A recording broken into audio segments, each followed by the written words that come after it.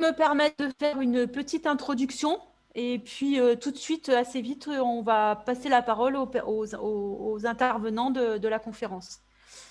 Donc, alors, voilà. Donc, on va rester ensemble à peu près 2 heures. Donc, je vais d'abord vous présenter les personnes qui vont intervenir tout à l'heure. Ensuite, vous dire un petit peu pourquoi on est là. C'est quoi la fabrique du parc, à quoi ça va servir. Ensuite, je donnerai la parole aux intervenants et puis on conclura vers 19 heures pour vous dire un peu quels sont les prochains rendez-vous et vous donner envie, j'espère, de participer à d'autres moments. Voilà, donc avant de commencer, quelques petites consignes ou conseils préalables pour que la visio se passe bien. Donc je pense que voilà, on l'a déjà abordé petit à petit, mais vous avez d'abord, important, en bas de votre écran, là sur la gauche, la possibilité de couper votre micro pour qu'on n'entende pas ce qui se passe chez vous pendant la conférence et éventuellement de couper votre caméra. À quoi ça sert de couper la caméra? Ça sert surtout, si vous avez un mauvais débit, à économiser votre débit pour, on va dire, plutôt prioriser sur le son. Voilà, donc ça, c'est plutôt un conseil qu'on vous donne. Quand vous avez un mauvais débit, privilégiez le son, coupez la caméra. Ensuite, tout en haut de l'écran, sur la droite, vous avez une petite inscription qui s'appelle « Affichage ». Et ça vous permet de gérer ce que vous voyez. C'est-à-dire, soit vous avez un affichage galerie, mosaïque, c'est-à-dire là, vous allez voir tout le monde. Soit vous pouvez choisir de ne voir que la personne qui parle en grand. Et donc là, vous allez choisir le mode intervenant. Donc ça, c'est vous qui faites au fur et à mesure. Vous choisissez comme ça vous arrange. Et puis après, voilà, on vous l'a dit tout à l'heure, si vous avez besoin de vous exprimer. Alors aujourd'hui, comme on va être plutôt en mode conférence, on va vous proposer de poser vos questions plutôt par écrit en utilisant la partie conversation, là, la petite fonction converser. Comme ça, vous pourrez poser vos questions par écrit et on y répondra à la fin de chaque intervention. Mais vous avez aussi la possibilité de lever la main dans la partie participants. Vous allez sur votre nom et là, vous levez la main pour demander la parole. Voilà, donc on a aussi une autre option qui permet de réagir aux échanges pour voilà, dire si les choses, ce que vous entendez vous plaît ou pas. Mais bon, c'est un peu ça, c'est plus gadget, donc vous verrez si vous avez envie de l'utiliser. Donc aujourd'hui, avec moi seront présents 5 autres intervenants. Donc Mathieu Leborgne, qui est sociologue et qui est membre de notre conseil scientifique, qui a pas mal travaillé sur le Verdon et qui démarrera l'intervention. Ensuite, Dominique Chavy, qui travaille au parc sur les questions de patrimoine naturel. Ensuite, on aura Corinne Guin, qui travaille plutôt sur la question de l'eau et des milieux aquatiques. Audrey Zorzan, qui interviendra sur la culture et les patrimoines humains, culturels. Et enfin, Carole Breton, qui travaille sur la question du paysage au parc aussi. Donc voilà, tout à l'heure, je leur passerai la parole et donc chacun aura une intervention différente dans la foulée. Donc moi, je vais d'abord juste vous rappeler un petit peu c'est quoi cette fabrique du parc, comment ça marche, à quoi ça sert, enfin, essayer de répondre un peu à toutes les questions assez rapidement. Alors d'abord, pourquoi on a proposé cette fabrique? Donc le parc est en train de réviser sa charte. La charte du parc, en fait, c'est notre feuille de route. C'est les objectifs que les élus du territoire du parc se sont donnés pour préserver, gérer durablement, développer de manière raisonnable le territoire. Et tous ces objectifs qui ont été définis, ils sont écrits dans un document de référence qui s'appelle la charte. Mais cette charte, elle est valable que pour une durée déterminée. Donc, elle est valable pour 15 ans et notre charte actuelle va bientôt arriver à la fin, à sa fin de vie. Donc, on est en train d'écrire la prochaine charte. Donc, c'est dans ce cadre-là qu'on a décidé au-delà du travail qui peut être fait avec les élus ou avec les partenaires techniques ou scientifiques du parc, de prendre un temps aussi pour que les habitants, les personnes qui vivent sur le territoire du Verdon, puissent contribuer à la définition de ces objectifs, à l'écriture de cette charte. Et c'est très important d'enrichir des travaux qui sont parfois un peu techniques, un peu scientifiques, avec justement le regard, le vécu des habitants du territoire du Verdon. Donc, qui sont les personnes qui vont pouvoir participer à ces débats citoyens? Ben, on va dire les habitants du Verdon au sens large. Donc, on va dire les habitants de toujours, mais aussi les habitants d'un jour, c'est-à-dire aussi peut-être, pourquoi pas, des personnes qui sont visiteurs, qui viennent dans le Verdon une fois de temps en temps dans l'année. Enfin, tous ceux qui ont un lien avec le Verdon ont la possibilité de participer. Ces personnes, ils peuvent être simplement des habitants, ils peuvent être des acteurs économiques, ils peuvent être des acteurs associatifs, ils peuvent être élus, mais quand on est dans les débats citoyens, on oublie un peu toutes nos casquettes et on est juste des citoyens. Donc on est tous au même niveau de participation et d'échange. Donc ça veut dire que tout le monde pourra s'exprimer, notamment dans le temps de débat qui sera organisé le samedi, en respectant simplement des règles de base, hein, des règles de bienséance, c'est-à-dire qu'on respecte les temps de parole, on respecte les opinions des autres.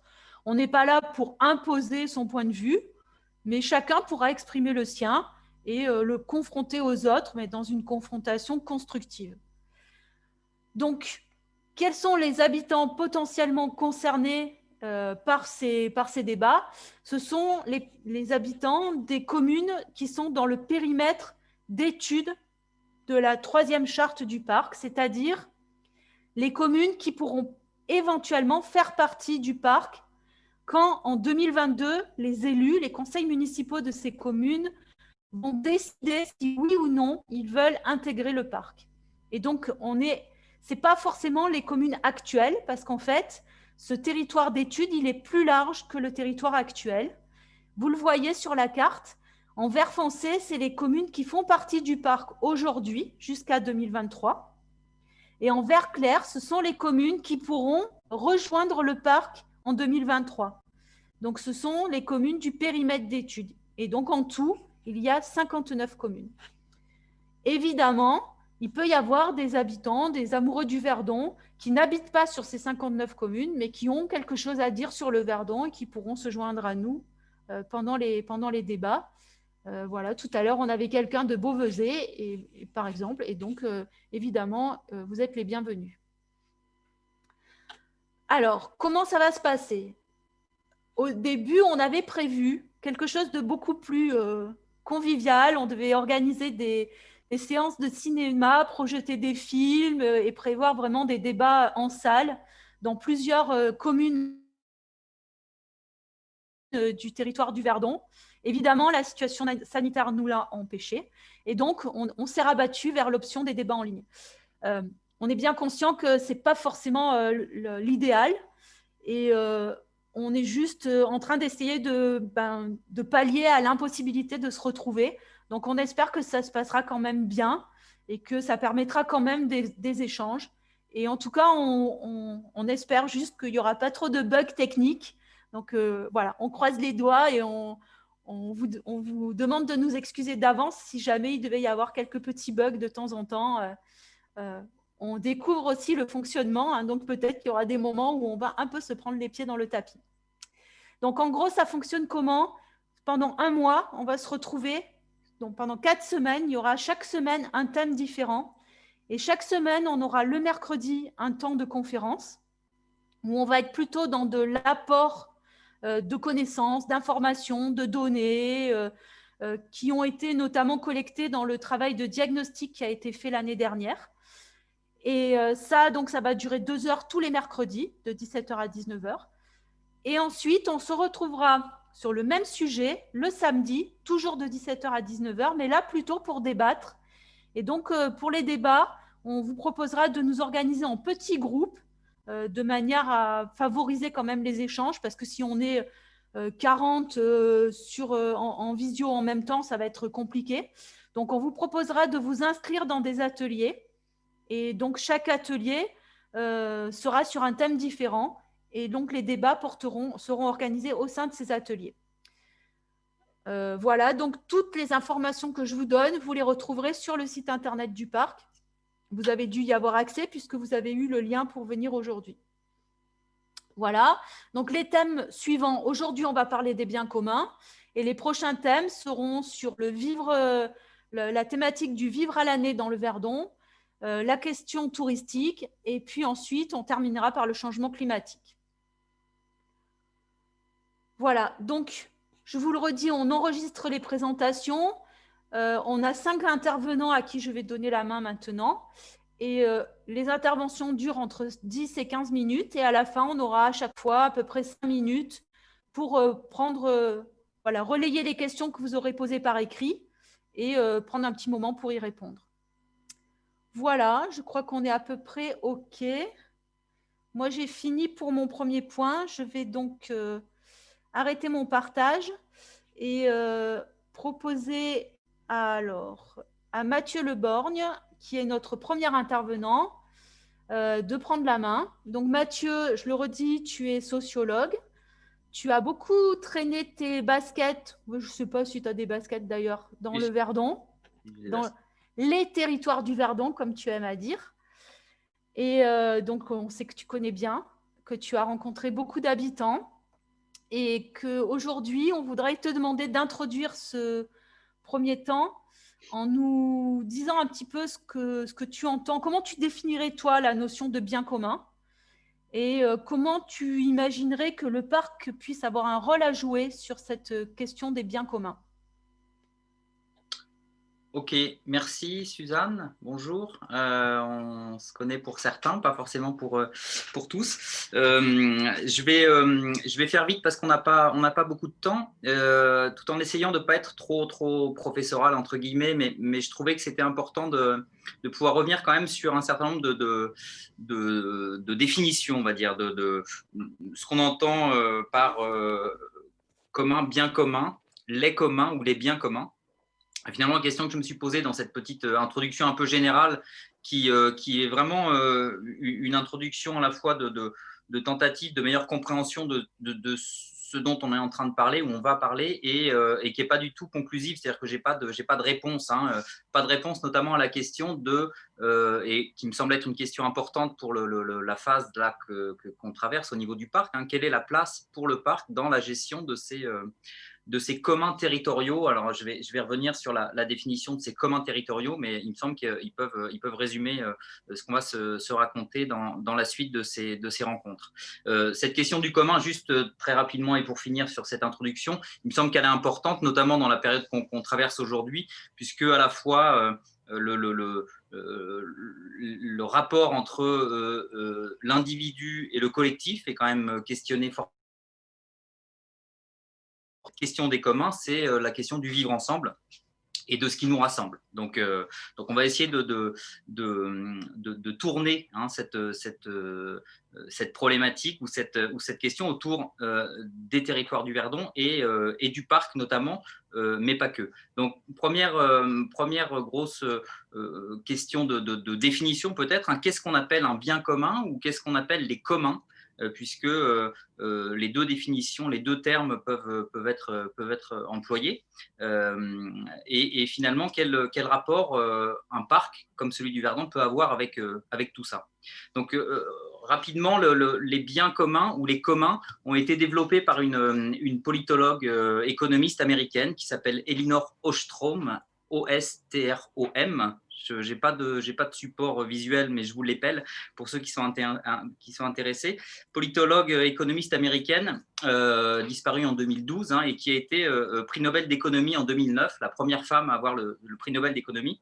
Et en fait, cette personne qui a travaillé toute sa vie sur cette question des communs a en fait mis au cœur de ses travaux la réflexion autour de la propriété. Qu'en est-il de la propriété et de sa gouvernance, la propriété au sens large, et de sa gouvernance quand ce n'est ni l'individu ni l'État qui détiennent les droits sur ces propriétés, mais ni l'individu ni l'État, mais des communautés. Voilà, c'est ça la question que Ostrom se posait s'est posée dans ses travaux. puisqu'elle a constaté que dans tout un tas de situations, effectivement, c'était ni l'individu ni l'État qui avait la main sur la gestion d'un certain nombre de biens. C'est ce qu'elle a défini à l'époque par le terme d'autogouvernance. Alors, ça, c'est une vision très théorique des choses au départ. Et c'est vrai que dans les années 70, au début de ses travaux, il y a un certain nombre de penseurs, notamment des écologistes, qui étaient plutôt assez opposés à son approche. Et notamment un d'entre eux qui a publié un ouvrage qui s'est appelé La tragédie des communs. Et la tragédie des communs part du principe que si on laisse à une communauté cette fameuse capacité d'autogouvernance, des biens communs donc, alors ça ne va pas marcher. On court à la tragédie. Donc pour ça, cet auteur qui s'appelle Harding, H-A-R-D-I-N, Harding prend l'exemple des troupeaux de moutons et de la gestion des troupeaux de moutons par les éleveurs. Et il se repose sur cet exemple théorique en disant chaque éleveur, dans une situation telle que Ostrom veut nous la proposer, chaque éleveur va finalement ajouter une bête de plus à son troupeau pour maximiser son intérêt personnel, et il le fera aussi longtemps que son intérêt personnel sera maximisé. Et notamment, chaque éleveur va faire la même chose. Et chaque éleveur va en fait partager un bien commun qu'est le pâturage, que sont les pâturages. La conséquence, c'est qu'au bout d'un moment, évidemment, il va y avoir épuisement de la ressource, épuisement et donc destruction de la ressource du pâturage, c'est la fameuse tragédie. Et donc, pour cet auteur, comme pour plein d'autres, en réponse à Ostrom, c'était de dire, finalement, les deux seules solutions possibles pour gérer les communs, c'est ou de diviser les pâturages, la terre en l'occurrence, en parcelles privées, ou de faire intervenir une régulation de l'État. Voilà. Donc Ostrom, dans ses travaux, a répondu évidemment à tout ça et s'est basé sur tout un tas d'exemples et d'enquêtes qu'elle a pu mener au cours de sa carrière, dans lesquelles elle a montré qu'il y avait des communautés qui étaient capables de concevoir des règles pour imposer finalement une utilisation durable des ressources. Certaines communautés y arrivent, d'autres n'y arrivaient pas. Et donc, elle a essayé de lister finalement les éléments qui vont permettre de mener ce type de gestion collective des biens communs. Alors, je vous les cite très rapidement parce qu'il me semble qu'il y en a un certain nombre qui, précisément, dans nos affaires, vont pouvoir nous concerner. Donc, dans ces principes de gestion durable des ressources, des communs, il y a d'une part le fait de dénoncer de manière très explicite les règles de gestion, donc la question de l'explicitation des règles, ça c'est un élément important. Deuxième élément important, le fait d'avoir une surveillance assez efficace de la manière dont ces ressources sont gérées, y compris en allant jusqu'à un certain nombre de sanctions graduelles, mais sanctions quand même, avec en complément des mécanismes, des dispositifs de résolution des conflits, parce que évidemment, et on l'a vu avec l'exemple des bergers, des conflits peuvent effectivement intervenir. Et puis, dernier principe, à mon avis, central pour elle, à mon avis important pour nous, qui est la question de la participation des usagers à la gouvernance, à ce système-là. Donc ça, c'est un petit peu l'ensemble des critères que Ostrom a mis en évidence pour la possibilité d'une gestion partagée de ces communs. Elle a fini ses travaux à la fin de sa vie sur deux types de communs. D'une part, la question du changement climatique et d'autre part, la question de ce qu'on a appelé à l'époque les communs numériques. Et donc, avec là, on le voit, une échelle qui s'élargit puisque c'est au niveau planétaire que les réflexions peuvent être mises en avant, notamment chez Elinor Ostrom. Donc voilà, donc, pour résumer son travail et en fait pour redéfinir finalement ce que c'est qu'un commun, c'est un ensemble d'objets à usage partagé, dont l'exclusion est difficile, voire impossible, et une gestion en tout ou partie menée par un collectif ou une communauté d'usagers considérés ou autodéclarés comme légitimes. Donc, considérés ou autodéclarés comme légitimes. Et c'est important parce qu'on va y revenir par la suite, et notamment dans finalement quel rôle le parc peut jouer dans ce type de gestion. Aujourd'hui, on le voit sur les territoires, cette question des communs réémerge de manière assez forte, notamment dans un certain nombre d'initiatives liées à la transition, avec un T majuscule, transition au sens large, et qu'on parle des centrales électriques villageoises, par exemple, ou des jardins partagés, ou des coopératives de logement. Bref, il y a tout un tas d'exemples qui remettent les communs au cœur de la gestion des territoires au sens large. Un certain nombre de questions peuvent être posées par rapport à ça, et notamment sur l'exclusion ou pas. C'est-à-dire, il y a un certain nombre de biens qui vont être réservés à des communautés ou des sous-communautés. Comment, et c'est une question qu'on peut se poser, ouvrir plus largement les biens à des communautés plus ouvertes, très ouvertes, pour éviter ce que certains sociologues appellent le biais de la clubisation, le fait d'en faire des biens de club, hein, un club, c'est-à-dire un ensemble de personnes qui s'est approprié le partage de certains biens. Donc ça, c'est une question importante aussi sur l'ouverture et le degré d'ouverture des biens.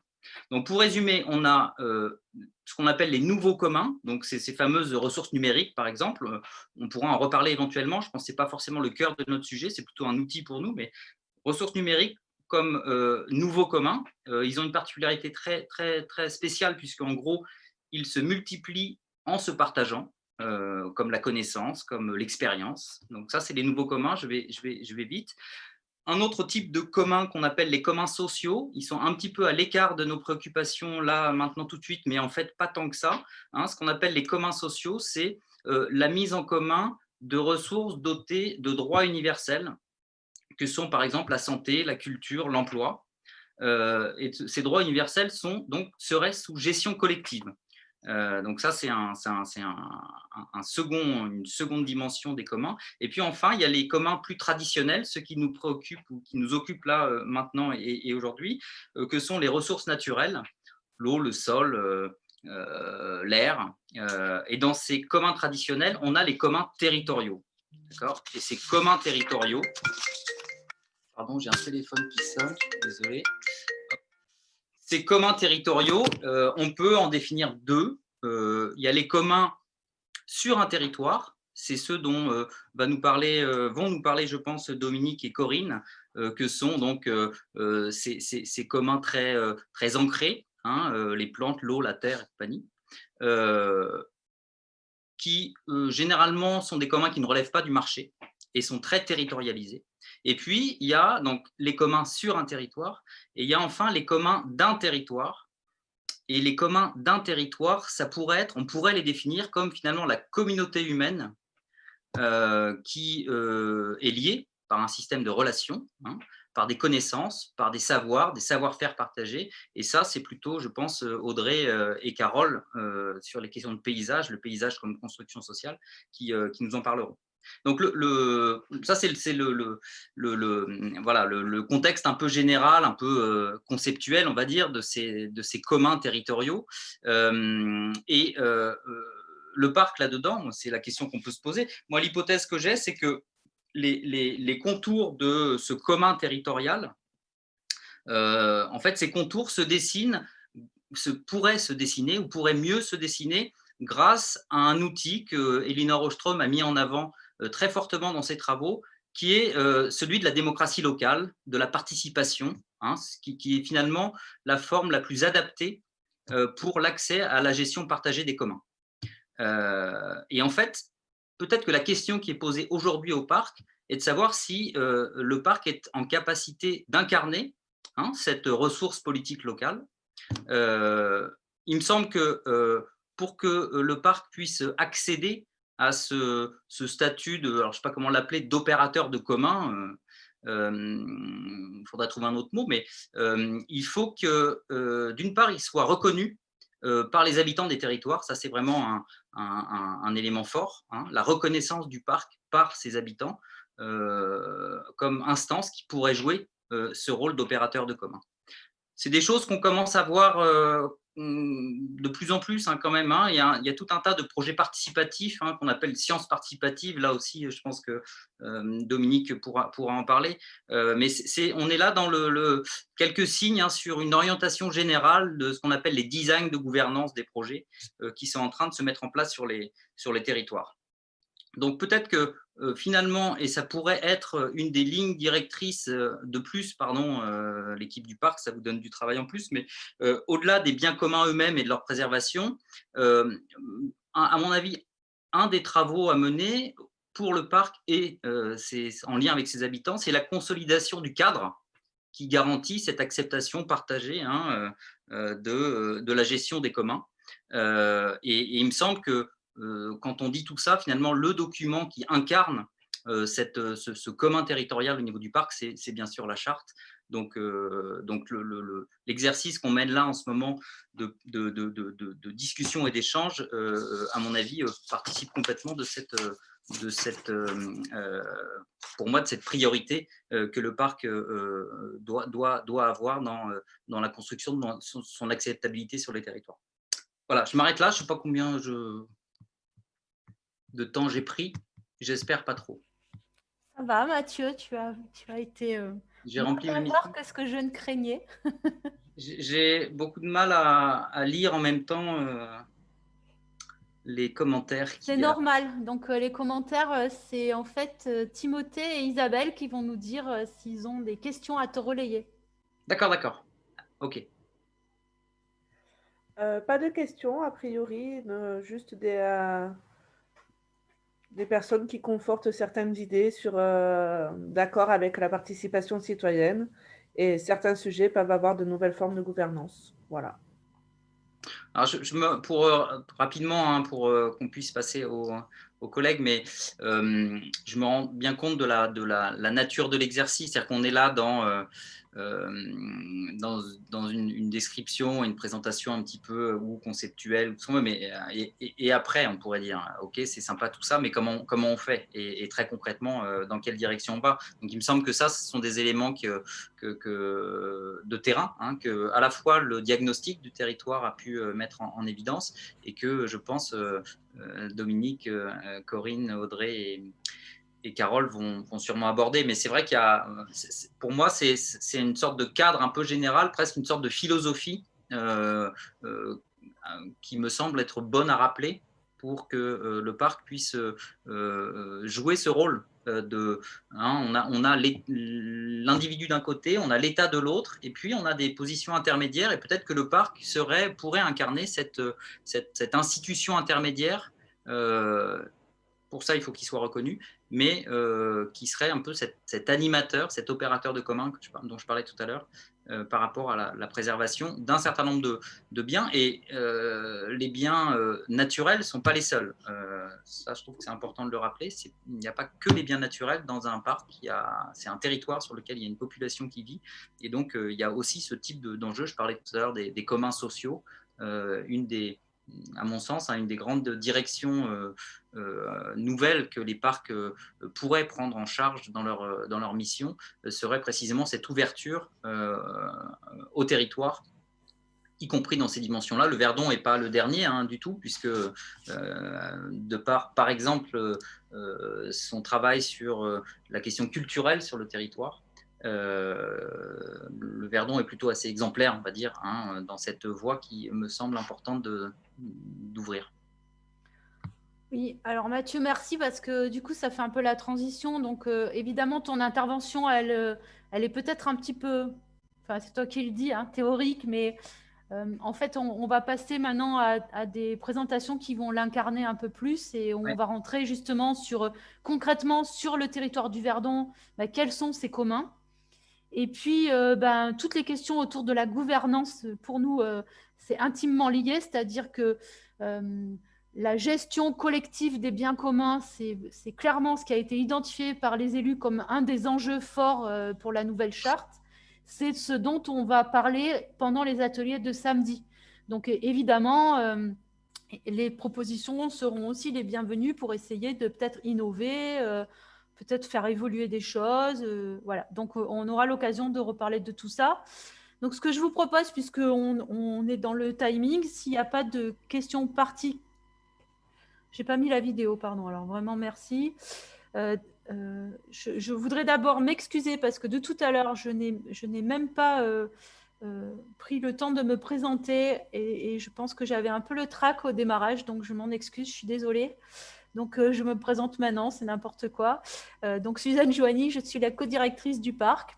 Voilà, et donc je viens de rallumer ma caméra, ça ira mieux. Donc, je vais maintenant passer la parole à Dominique. Donc, Dominique qui travaille sur les questions de biodiversité au parc. Et donc, pour illustrer un peu le travail de Mathieu, est-ce que tu peux nous dire justement cette biodiversité sur le Verdon, comment elle se traduit, en quoi elle est peut-être originale ou pas voilà, si tu peux nous la présenter un petit peu plus précisément. Alors, je vais partager mon écran.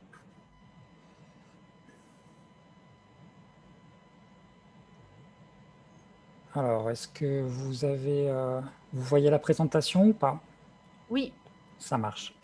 Alors, en quoi la biodiversité est originale ou pas sur le Verdon?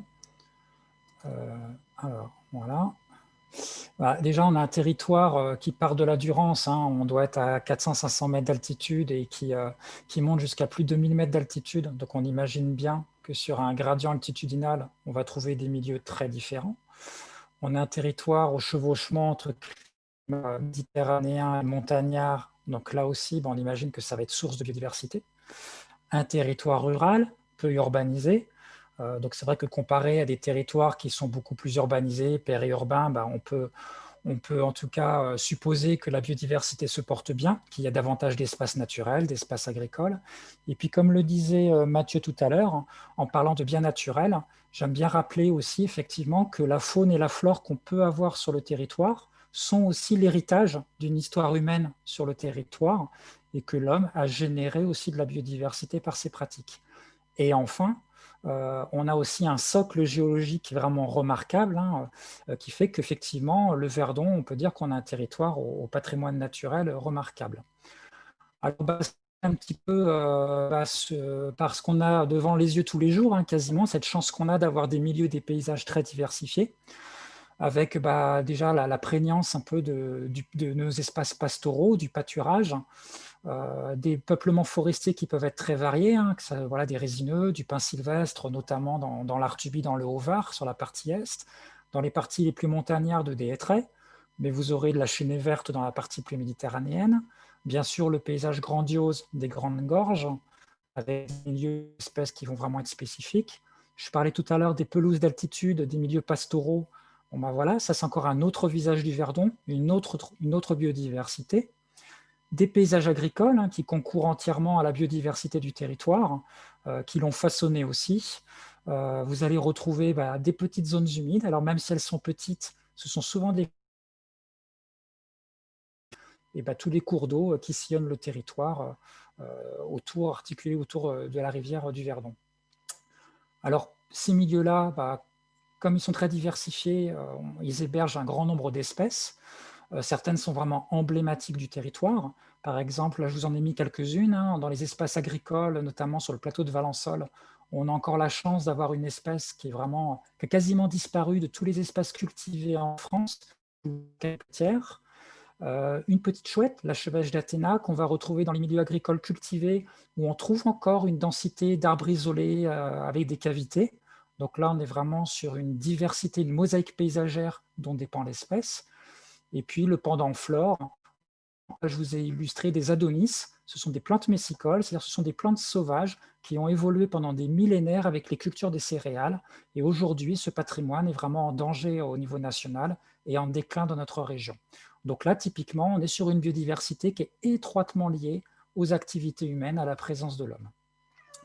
Dans les milieux ouverts et semi-ouverts, des plus chauds, on va rencontrer le plus grand lézard d'Europe, le lézard osselet, et puis le plus en altitude, on va retrouver des papillons emblématiques des Alpes, comme l'Apollon. Des curiosités, un petit criquet qui est vraiment endémique du sud-est de la France, qu'on appelle le criquet hérisson, parce que vous voyez là, peut-être, il est un peu carapassonné comme un char d'assaut.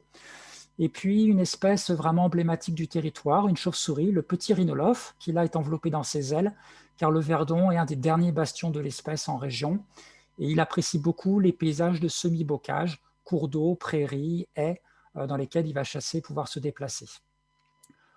Au niveau des falaises, on ne peut pas ne pas évoquer la biodiversité sans parler des milieux rocheux, avec forcément une figure emblématique désert, le vautour fauve, qui a été réintroduit à la fin des années 90, et puis une petite plante qui ne paie pas de mine, mais qu'on ne trouvera dans le Verdon uniquement là dans le monde entier, qui est la douradille du Verdon.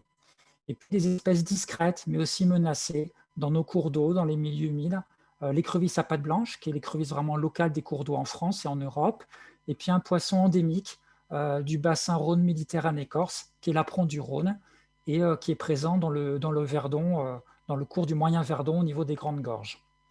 Alors pour vous illustrer un petit peu quelques chiffres de cette diversité d'espèces, de cette biodiversité remarquable, regardez les plantes par exemple. Si on enlève les fougères, les mousses qui sont un peu spécifiques et qu'on connaît mal, le territoire du parc abrite quasiment le tiers de la flore française. Donc ça veut dire que sur un territoire plus petit qu'un département, vous avez le tiers de la flore française. Voilà, c'est quand même pour vous illustrer l'importance de la diversité floristique. Et puis quand on prend des cortèges de mammifères ou d'oiseaux, on est à un peu plus de 70% des espèces présentes dans la région.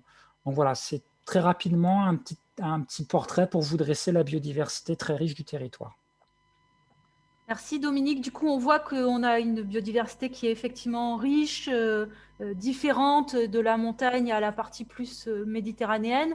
Mais finalement, moi, je te demanderais peut-être en quoi ça peut être important finalement de préserver cette biodiversité. Parler de biodiversité, alors c'est vrai que le premier réflexe qu'on va avoir, c'est de parler d'espèces. Mais c'est aussi surtout parler de milieux, ce qu'on appelle un peu dans notre jargon des habitats naturels ou semi-naturels parce qu'ils ont été façonnés ou créés par l'homme. Pourquoi? Parce que les espèces, pour vivre, elles ont besoin de se reproduire, se déplacer, se nourrir, et qu'à un moment donné, si on n'a pas les milieux qui le permettent, les espèces ne peuvent pas perdurer.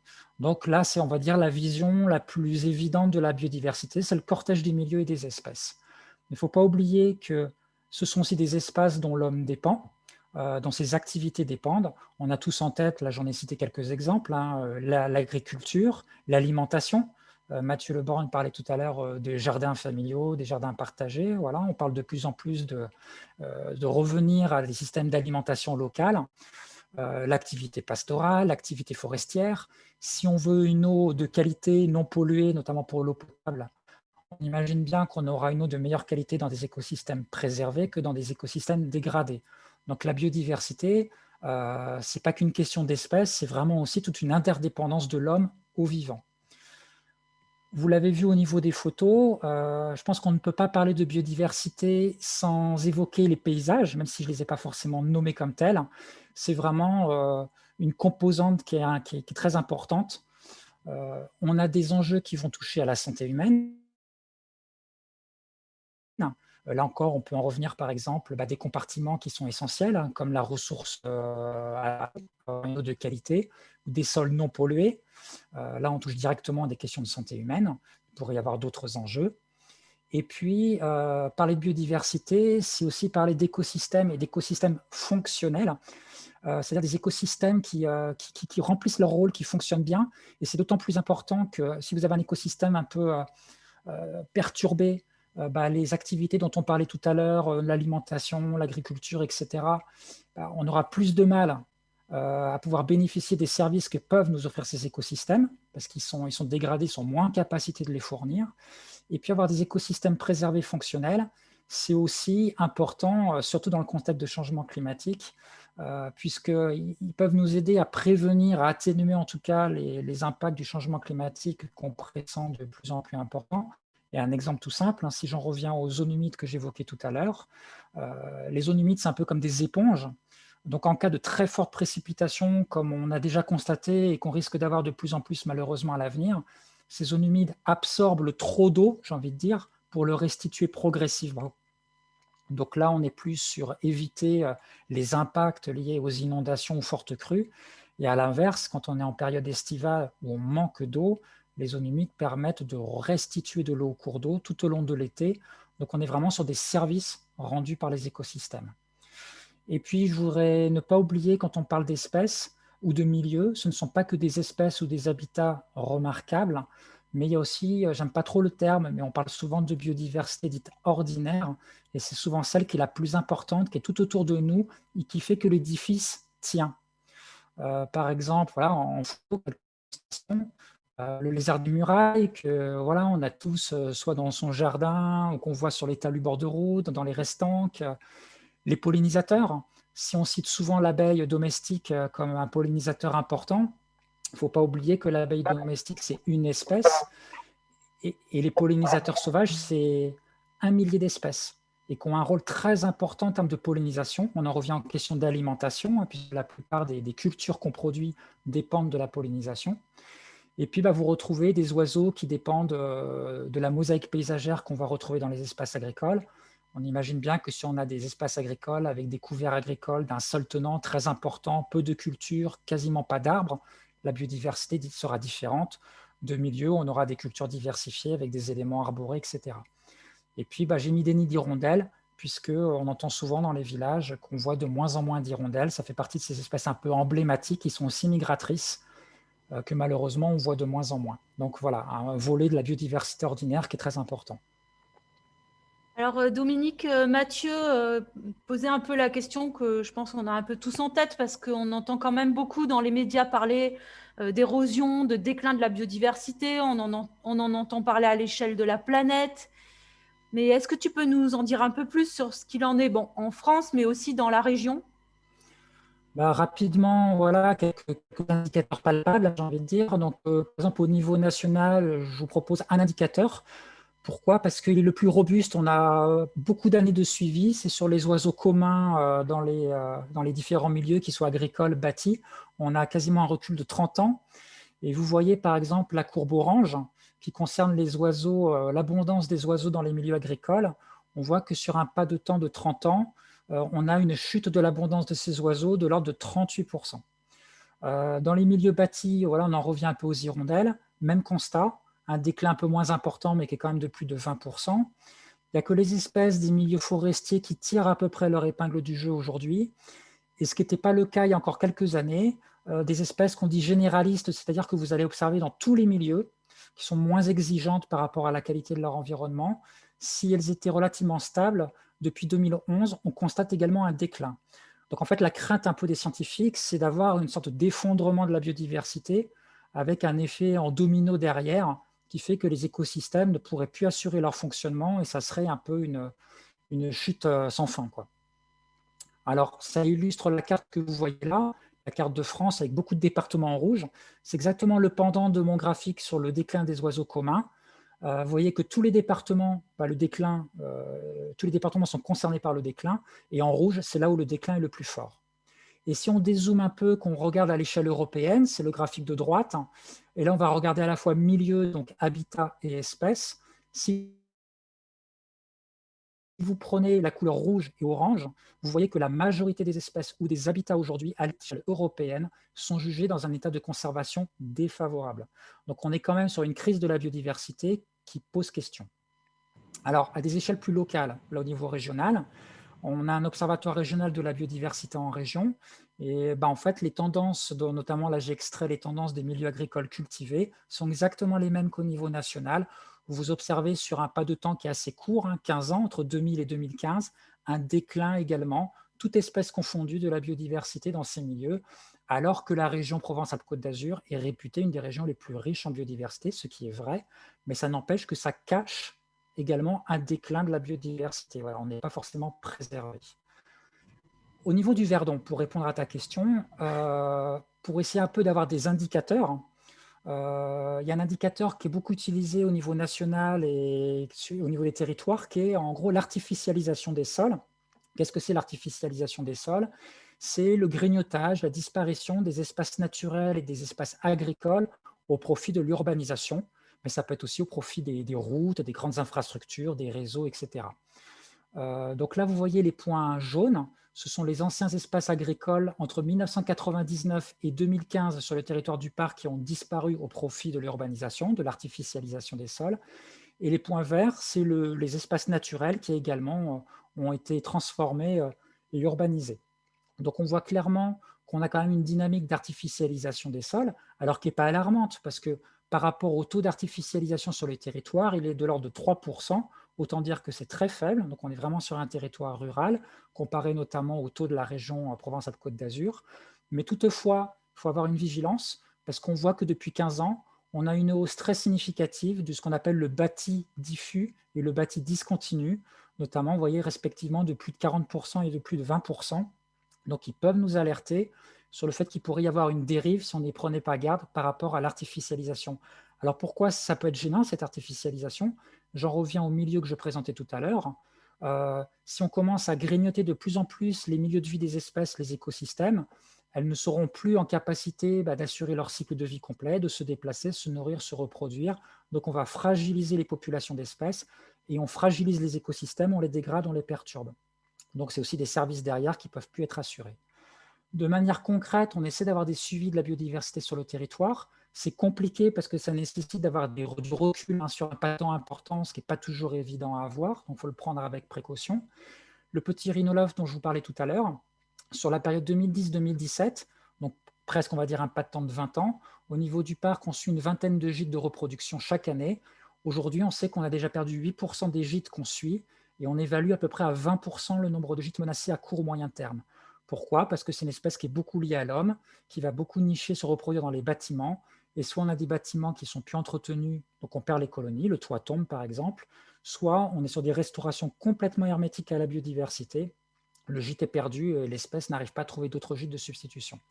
Et une étude récente sur le plateau de Valençol, sur un pas de temps de 10 ans, vous voyez 2009-2019, montre qu'on a perdu plus de 20% des gîtes de reproduction qu'on connaissait, qui avaient été identifiés en 2009. Donc on est quand même sur un déclin qui est quand même inquiétant, même dans le Verdon, sur un territoire réputé riche en biodiversité. Il y a vraiment des choses qui se trament en arrière-fond et qu'on a du mal à contrôler. L'alouette calandre, a priori, première espèce du territoire disparue, en tout cas au niveau de population d'espèces. Voilà, on n'est pas indemne. Et puis, je vous ai pris l'exemple du brun ortolan, un autre oiseau, alors qui est une espèce pas très commune en France, mais qu'on a la chance chez nous, dans le Verdon, d'être plus commune, qui est vraiment liée au paysage agricole, où on va encore trouver une densité d'arbres assez importante, des haies, mais qu'on va trouver aussi en garrigue. Et on a fait 2 études comparatives des populations à l'échelle du plateau de Valençol entre 2009 et 2020. Et vous voyez qu'on constate également un déclin des populations. Donc l'espèce est toujours présente, mais a priori un déclin qui s'amorce aussi et qui pose question. Autre pression qui peut impacter la biodiversité, le changement climatique, on en a parlé dès l'introduction. 2 papillons un peu emblématiques de nos Alpes en France, l'Apollon et le semi-Apollon. Pareil, si on regarde les données sur un pas de temps de 50 ans, on constate aujourd'hui que si vous voulez voir de l'Apollon, il faut monter en moyenne 400 mètres plus haut en altitude que 50 ans en arrière, et 150 mètres plus haut pour le semi-Apollon. Mais aussi, si vous voulez espérer en voir à coup sûr, ou plus en tout cas, l'activité des papillons s'est décalée dans le temps. Aujourd'hui, il faut quasiment sortir 3 semaines plus tôt qu'il y a 50 ans pour observer les papillons. Donc ça montre là encore qu'au niveau de ce qui se trame. Et pourquoi est-ce que ça peut être problématique sur la biodiversité? C'est que si l'espèce remonte en altitude, mais que les milieux ne lui sont pas favorables, que les chenilles ne trouveront pas à s'alimenter, que les milieux ne lui correspondent pas, c'est des populations petit à petit qu'on va perdre, et les espèces se recentrent sur leur cœur de population, et on perd toutes les espèces, toutes les populations qui étaient aux marges, en gros, de leur aire de répartition. On a aussi une problématique de plus en plus prégnante sur le territoire liée aux espèces exotiques invasives ou envahissantes, que ce soit sur la faune. Alors c'est beaucoup lié aux cours d'eau, notamment on a des écrevisses exotiques qui aujourd'hui font disparaître les écrevisses à pattes blanches de nos cours d'eau. Et puis au niveau de la flore, on a des espèces qui souvent sont échappées des jardins. Par méconnaissance, elles ont été plantées, alors qu'une fois qu'elles s'échappent des jardins, si elles gagnent les cours d'eau, les bords de cours d'eau, elles peuvent vraiment devenir invasives et remplacer la végétation d'origine. Certaines peuvent aussi poser des problèmes de santé, donc c'est aussi une vraie problématique par rapport au fonctionnement des écosystèmes. Et enfin, une problématique auquel on ne pense pas forcément, mais qui est la pollution lumineuse. On a tout un cortège d'espèces qui vivent la nuit, qui se nourrissent la nuit et qui ont vraiment besoin de ciel noir et qui vont être perturbés par l'éclairage. ça va modifier le comportement de leur proie. Et pour certaines espèces comme la chauve-souris que je vous mentionnais, l'éclairage, ne serait-ce qu'un luminaire, peut vraiment être une barrière physique au déplacement de l'espèce, ce qu'on a du mal à s'imaginer. Mais dans le Verdon, on a fait des mesures, et on a vraiment mis en évidence cette barrière physique. C'est répulsif. D'où l'enjeu aussi d'avoir des ciels les plus étoilés possibles pour arriver à ce que ces espèces continuent d'être préservées et d'être présentes sur le territoire. Voilà un petit peu pour ce portrait rapide, d'où la question finale, mais Suzanne y reviendra, préserver la diversité du vivant et des milieux. Voilà. Est-ce une urgence et comment s'y prend-on dans le Verdon? J'ai cru comprendre que déjà, le chat, il est plutôt d'accord avec toi. Il est très causant, ouais. Bon, merci Dominique. Je crois qu'il y avait une question que Timothée va nous relayer. Oui, une petite question sur la différence entre bâti discontinu et diffus. Alors, discontinu, par exemple, vous imaginez le long des routes, vous êtes en entrée de village ou en sortie de village, ça va plutôt être l'étalement urbain le long des routes, pour faire un peu simple. Vous n'êtes plus dans le cœur du noyau urbain, mais vraiment voilà, sur les villages qui s'étendent de part et d'autre. Le bâti diffus, ça va plutôt être du bâti isolé, des maisons isolées qu'on va retrouver soit en espace agricole, soit dans les espaces naturels, notamment en forêt par exemple. On ne sait plus trop situer la frontière entre le noyau urbain et les espaces naturels ou agricoles. Voilà. Je ne sais pas si j'ai bien répondu à la question.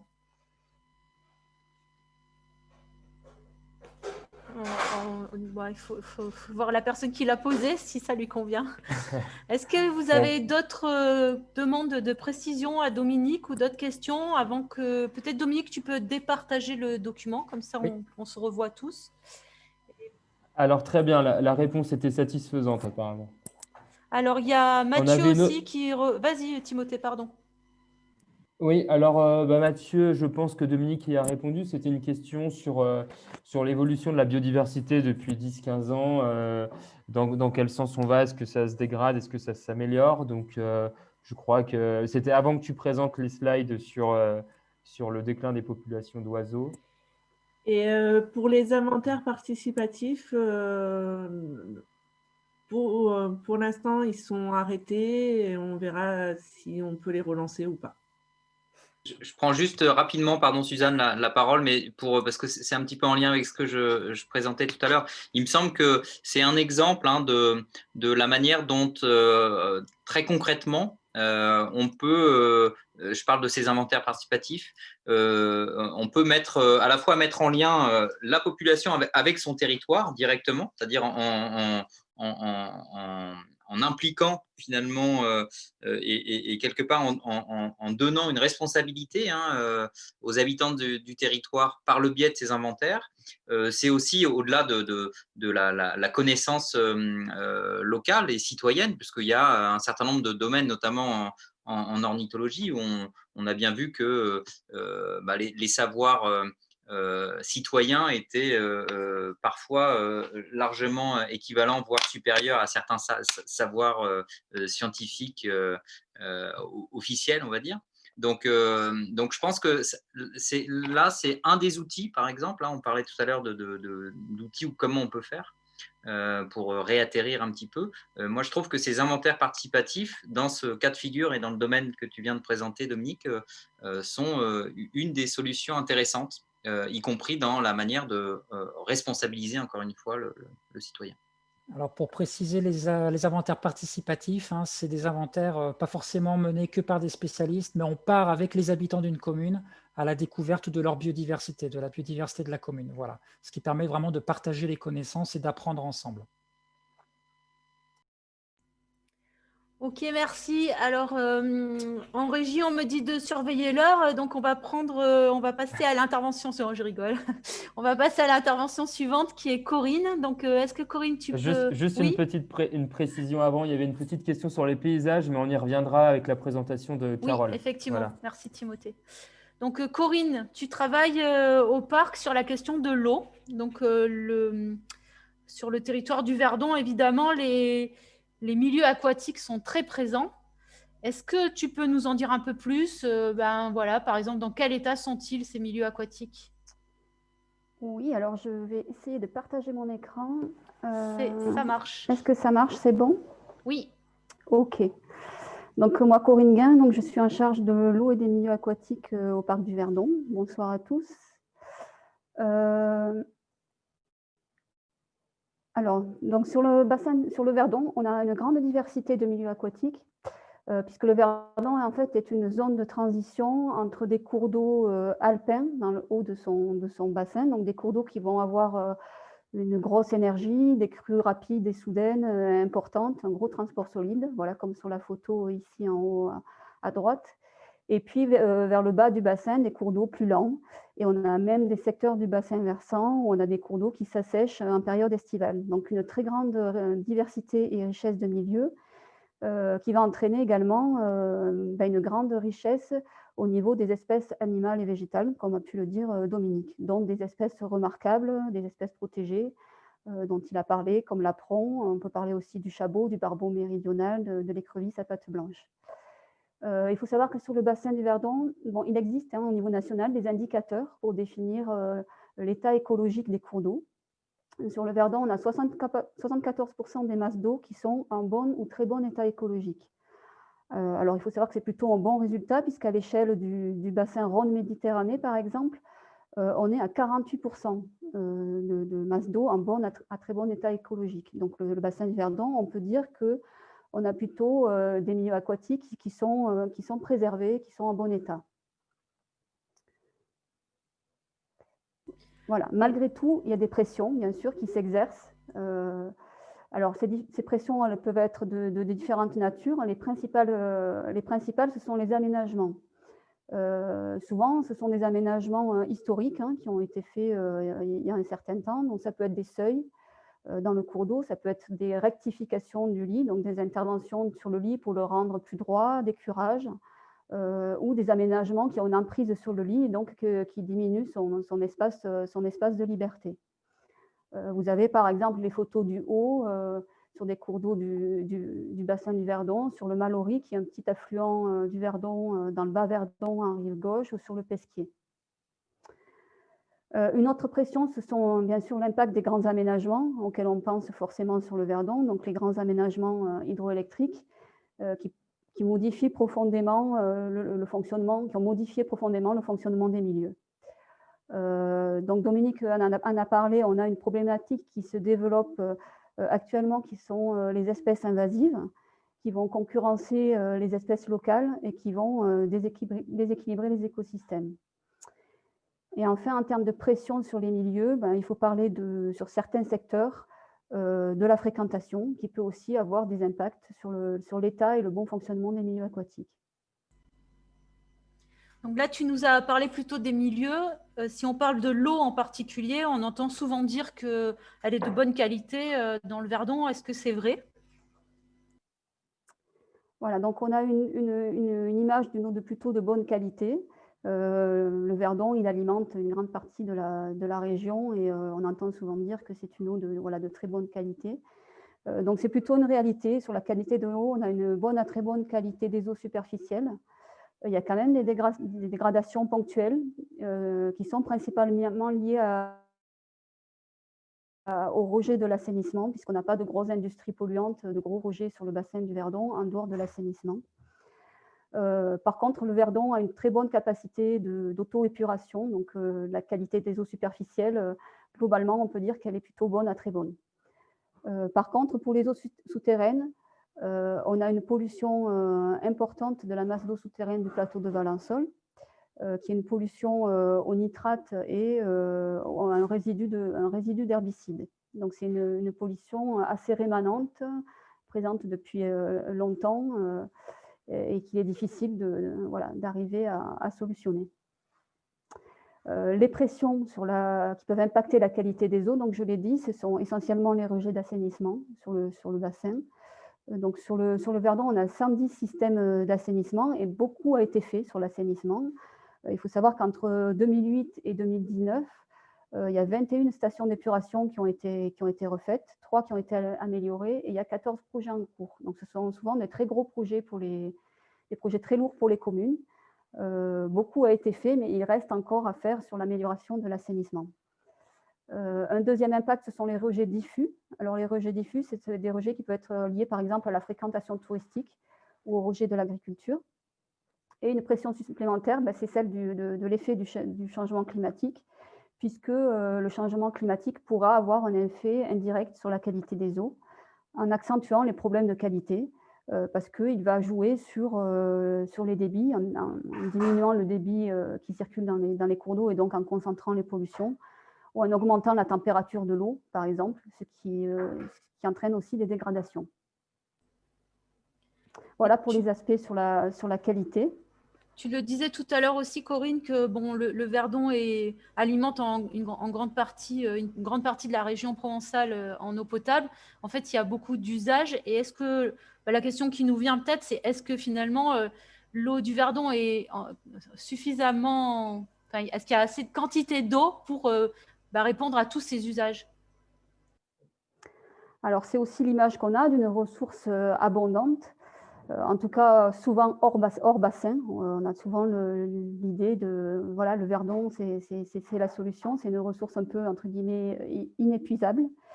Alors, c'est vrai que la ressource sur le bassin du Verdon, elle est globalement abondante. Le Verdon, il satisfait beaucoup d'usages, des besoins à l'échelle de toute la région. C'est une ressource, bien sûr, essentielle pour le territoire lui-même, qui permet le développement économique au travers du tourisme, au travers de l'agriculture. Mais c'est une ressource essentielle, voilà, bien au-delà du périmètre du bassin, via les transferts d'eau de la Société du canal de Provence. Donc, il y a 200 à 250 millions de mètres cubes d'eau qui sont transférés chaque année hors du bassin du Verdon pour alimenter toute la région. Et cette eau, elle a permis le développement des territoires desservis en répondant aux besoins au niveau de l'eau potable, au niveau de l'eau agricole et au niveau de l'eau industrielle. Donc l'eau, c'est vrai qu'elle est globalement abondante sur le bassin. Après, il faut regarder plus précisément. Et quand on se penche voilà, sur les sous-bassins et par secteur, il y a quand même des secteurs où il y a des problèmes, des secteurs qui sont sensibles par rapport au partage de la ressource en eau, des secteurs où il y a des tensions sur ce partage de la ressource en eau. Voilà, on peut penser au bassin de l'Artubie, au bassin du Colostre, où il y a quand même toute une gestion à avoir parce que les tensions existent et vont peut-être s'amplifier dans les années futures avec toujours la question du changement climatique. Donc les pressions sur la quantité, c'est bien sûr l'augmentation des besoins en période sensible. Et cette pression, elle sera donc accentuée par les effets du changement climatique sur la ressource, mais aussi les effets du changement climatique sur les besoins. Puisque le changement climatique, il peut jouer sur l'accentuation des sécheresses. On sait que certainement la sévérité et la durée des sécheresses va s'accentuer, mais les besoins vont certainement également augmenter. On peut penser aux besoins agricoles, par exemple, puisque le changement climatique, on a montré qu'il y aurait une grosse augmentation de l'évapotranspiration et puis des besoins en eau agricole. Donc, les équilibres sur le partage de la ressource en eau, ils sont très difficiles à trouver. C'est toujours quelque chose de très complexe. Les équilibres, ils sont fragiles. Et puis, avec le cas particulier du Verdon, le fait que l'eau est transférée hors du bassin versant du Verdon, ces équilibres, à l'avenir, ils seront rediscutés, non pas seulement localement, mais aussi à l'échelle beaucoup plus large, à l'échelle régionale. Voilà, donc on débouche un peu sur toutes les questions qui pourront être évoquées lors de l'atelier de samedi. Voilà, donc on pourra échanger sur toutes ces questions-là pour partager le constat, mais surtout trouver des pistes et des solutions. Donc, comment limiter cet effet du changement climatique? Comment préserver la qualité de l'eau? Comment satisfaire les besoins qui vont certainement augmenter tout en préservant les milieux? Et puis surtout, comment gérer localement et collectivement cette ressource en eau. Merci Corinne. Du coup, on revient un peu à la question que posait Mathieu en introduction. Aussi, on voit bien que sur les questions des ressources et des biens communs, on revient souvent à cette question de la gouvernance et de la gestion collective. Tu peux peut-être départager le document, merci. Est-ce que vous avez on a un petit peu de temps, on est bon par rapport au timing, là, s'il y a des questions, des demandes de précision.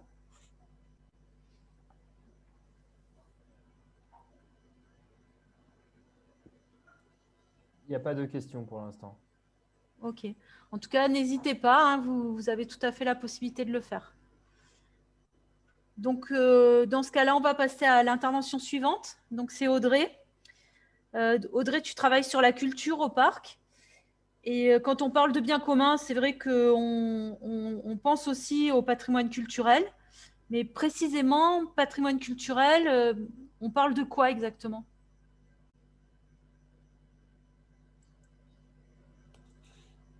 Ah, on t'entend pas, Audrey. Oui, pardon, j'étais bloquée en fait. J'arrivais pas à faire les deux, partager l'écran. Désolée, c'était le petit couac de démarrage. C'est pas grave, faut pas que ça te mette la pression, respire un bon coup, hop. Là. Non, je respire, mais j'arrivais plus à ça cliquait pas. Oui, pardon. Bon, bonjour du coup, moi c'est Audrey. Donc en effet, les patrimoines culturels, Suzanne, comme tu poses la question, en fait, c'est à la fois l'histoire humaine de ce territoire et les traces qu'elles ont laissées à travers les siècles. Et en fait, tout ça permet de comprendre un peu comment s'est construit, structuré et a évolué le Verdon. C'est un peu ces questions-là derrière qui se posent. Et on l'a vu déjà depuis tout à l'heure dans les présentations, qu'on est sur un territoire qui, à cheval entre les Alpes et la Méditerranée, a des influences de part et d'autre. Et du coup, c'est un lieu qui est un lieu, on dit souvent, de passage et d'échange culturel. Et on le voit très bien, en fait, dès le... Excusez-moi, mais j'ai un problème avec mon écran, en fait. Je n'arrive pas à passer.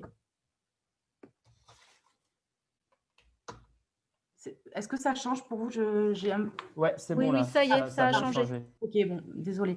Oui, du coup, en fait, c'est cette histoire de passage et d'échange. On voit qu'en fait, dès la préhistoire, les hommes le traversent. Et en fait, dès le néolithique, ils vont commencer à s'installer vraiment pleinement sur le territoire du Verdon. Et finalement, c'est un peu le début de l'histoire humaine de ce territoire et qui va en fait se retrouver à travers toutes les époques historiques qu'on va traverser.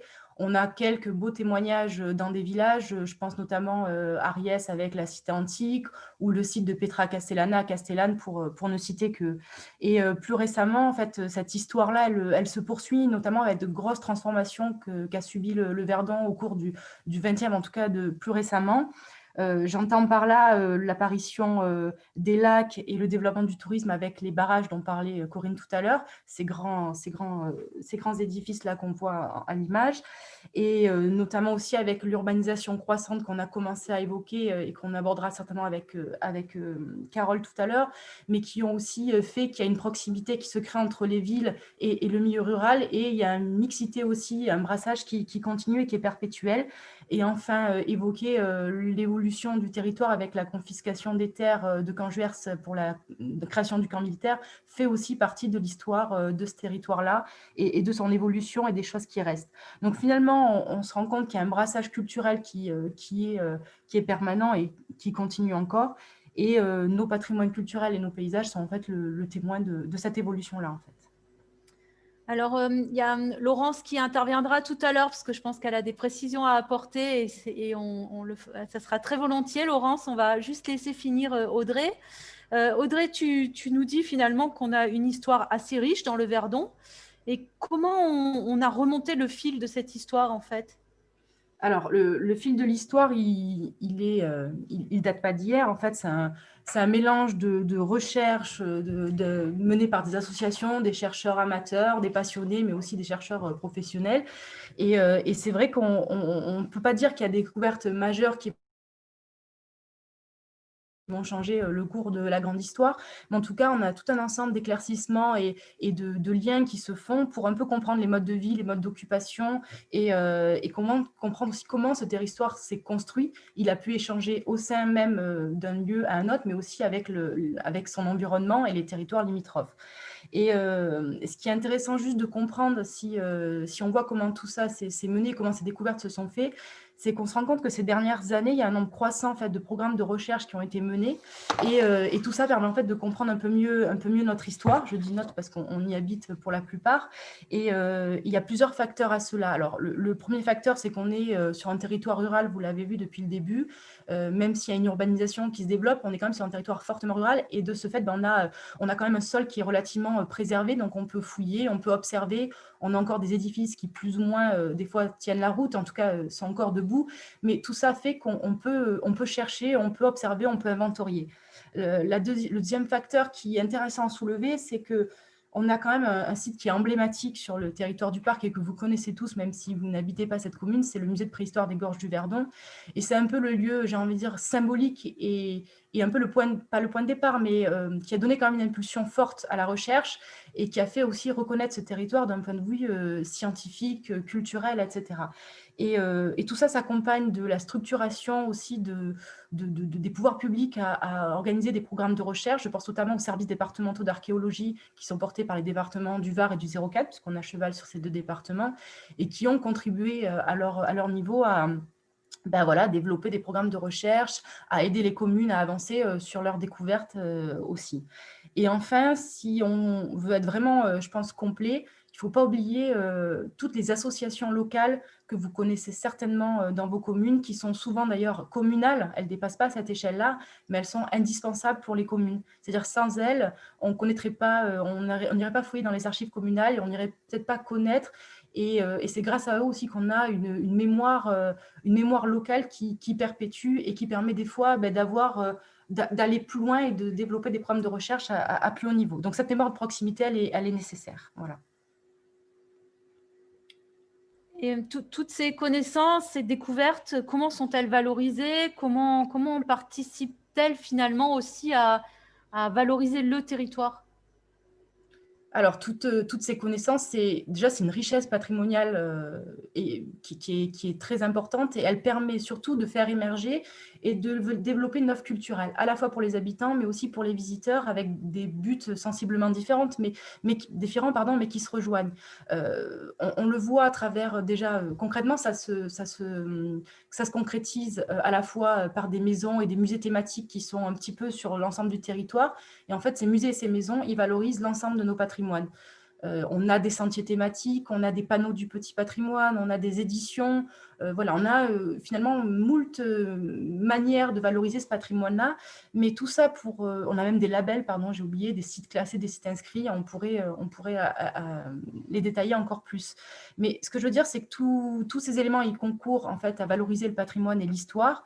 Et pour les habitants, derrière toute cette valorisation, tout ce travail, il y a un enjeu de réappropriation, mais surtout aussi demain de transmission aux générations futures. C'est-à-dire conserver, mais surtout valoriser, c'est pouvoir transmettre demain aux générations. Et quand on parle plutôt de tourisme, là, je trouve qu'on entrevoit la possibilité d'offrir une alternative à ce qu'on appellerait le tourisme balnéaire de loisirs ou ce tourisme qui est plutôt de consommation.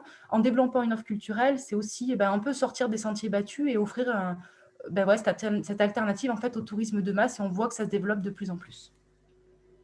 Donc, tu nous as parlé de beaucoup de choses, mais si tu devais en quelques minutes nous citer, nous montrer quelques patrimoines culturels caractéristiques ou emblématiques du Verdon, tu nous citerais lesquels?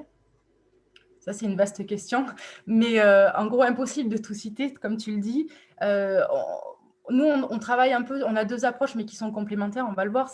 D'abord, il y a un patrimoine qui est plutôt bâti, architectural, et après, on a un patrimoine plutôt immatériel, comme tous les territoires. Immatériel dans le sens où c'est tout ce qui va être des fois moins palpable, mais autour de la mémoire, de la transmission, de savoir, de connaissances vivantes, etc. Donc, si on commence par le patrimoine architectural, déjà, c'est un patrimoine architectural rural, caractéristique un peu du bassin méditerranéen, et il est marqué par un patrimoine bâti vernaculaire qui est très fort. Donc, vernaculaire, tout ce qui va être vraiment lié aux territoires ruraux, à ces petits... des oratoires, etc. On va rentrer un peu plus dans le détail, mais en tout cas, il est très prégnant. On a aussi les bâtiments, les édifices agricoles, du fait de l'histoire agricole et de ce territoire rural qui là aussi est fortement présent. On a quelques villes et bourgs, mais disons que on a quelques demeures bourgeoises assez sobres et quelques hôtels remarquables, mais ce n'est pas ce qui fait la caractéristique forte du Verdon. En tout cas, on peut dire que les inventaires que l'on a mené nous au sein du parc, mais aussi qui ont mené l'inventaire régional le service régional de l'inventaire à la région, ont permis quand même de dégager quelques caractéristiques. C'est ce que tu me posais comme question. On a une prédominance du patrimoine religieux qui est très claire et qui essaie tout le territoire, c'est-à-dire à la fois dans les villages, mais aussi hors village. Alors aujourd'hui, ça nous paraît complètement isolé, certains oratoires, certaines églises, mais quand on reprend le fil de l'histoire, en fait, ce n'était pas tant isolé que ça, et ça permettait aussi de connecter des villages entre eux, et il y avait beaucoup de circulation sur des zones qui nous paraissent aujourd'hui inaccessibles. Donc, au-delà du patrimoine religieux, il y a le patrimoine lié à l'eau. On en a parlé tout à l'heure avec Corinne, le Verdon, il est un peu la colonne vertébrale du territoire, on a tendance à le dire, et c'est pas pour rien, c'est qu'en fait, il y a eu tout un patrimoine hydraulique qui s'est construit autour de ça, c'est-à-dire comment est-ce qu'on draine, on capte, mais aussi on se protège. Donc, de là, c'est quoi? Ça va être des puits, des mines à eau, un patrimoine qui est parfois invisible, en fait, qui est là et très présent. Ensuite, juste important de relever, c'est qu'on a des patrimoines qui sont parfois méconnus, ou en tout cas où on passe à côté, on ne s'en rend pas compte, et qui ont été révélés par des inventaires, et notamment, ça fait le bond avec ce que Mathieu disait sur le côté participatif, qu'on a révélé grâce à des inventaires participatifs qu'on a menés au sein du parc avec des associations. Et là, quand je parle de ça, je parle des inventaires qu'on a menés sur les cabanons et pigeonniers du plateau de Balançol, qui a permis de recenser 244 édifices, c'est-à-dire cabanons et pigeonniers, ce qui n'est pas rien. Donc, ça montre qu'il y a vraiment une caractéristique très forte sur le plateau. Et quelque chose de beaucoup plus confidentiel, c'est dommage d'ailleurs, je ne l'ai pas mis en photo parce que je pense qu'on est beaucoup à ne pas savoir ce que c'est. Ce sont les apis enclos, ce sont des murs en pierre sèche qui servaient en fait à accueillir des abeilles, enfin des essaims, des ruches, etc. Et en fait, ce patrimoine-là, il est exceptionnel sur la commune d'Ops par rapport à ce qu'on va trouver ailleurs. On a recensé 19 édifices qui sont quand même des bâtis assez conséquents. Et c'est un patrimoine remarquable, exceptionnel et qu'on ne connaît pas forcément. Alors là, c'est vraiment 2 exemples. Il y en aurait, je pense, un tas d'autres qu'il faudrait qu'on aille creuser. On aimerait bien, par exemple, aller inventorier les distilleries parce que ça témoigne aussi d'une histoire. Donc voilà, vous voyez que le patrimoine architectural bâti, il est vaste. Je donne quelques caractéristiques, mais le point commun de tout ça, c'est que ça fait appel à des techniques et des savoir-faire traditionnels. Ces savoir-faire qui sont anciens, qui ont été recueillis, qui ont été transmis et qui sont aujourd'hui encore transmis à la fois par le biais de professionnels qui maîtrisent ces techniques-là, que ce soit la pierre sèche, la chaux, mais aussi par le biais de formations qu'on peut faire à la fois professionnelles, mais aussi amateurs. Et ça me semble important de le souligner ici, c'est que c'est aussi une manière de transmettre ces patrimoines, cette culture, que de faire ce qu'on nous on a fait depuis quelques années, des chantiers bénévoles pour restaurer les édifices. Donc, je donne quelques chiffres parce que c'est quand même illustrant. On a mené 39 chantiers participatifs, ce qui nous a permis de restaurer 29 édifices sur 20 communes du parc, et 800 personnes ont participé à ces animations. Donc, c'est-à-dire que 800 personnes ont été sensibilisées et sont en capacité peut-être, en tout cas, de s'être appropriées ces connaissances et peut-être de les retransmettre. Alors ça, c'est beau, c'est la beauté de la chose. Après, il y a aussi une fragilité dans tout ça, c'est que ces patrimoines bâtis, leur préservation n'est pas acquise. Et on voit qu'elles sont confrontées à quelques risques. Pour en citer quelques-uns, on parlait tout à l'heure de mitage et de zones pavillonnaires. Finalement, l'évolution et l'urbanisation croissante font qu'en fait, ces patrimoines peuvent être amenés à disparaître parce que pris dans une urbanisation, dans des constructions nouvelles, et peuvent s'échapper, disparaître. Mais on a aussi des fois des bâtiments qui, faute d'entretien, s'effondrent, n'existent plus. Et enfin, on a, soit par méconnaissance ou soit par non-choix de communes ou de privés, d'en fait construire et faire restaurer du bâti, pas dans les règles de l'art, et donc du coup de ne pas utiliser les techniques traditionnelles. Et la conséquence de tout ça, c'est qu'en fait, ça dénature à la fois l'édifice, donc on a du mal à lire son histoire, mais ça dénature aussi le site, et là, ça renvoie plutôt à la question des paysages qu'on abordera tout à l'heure.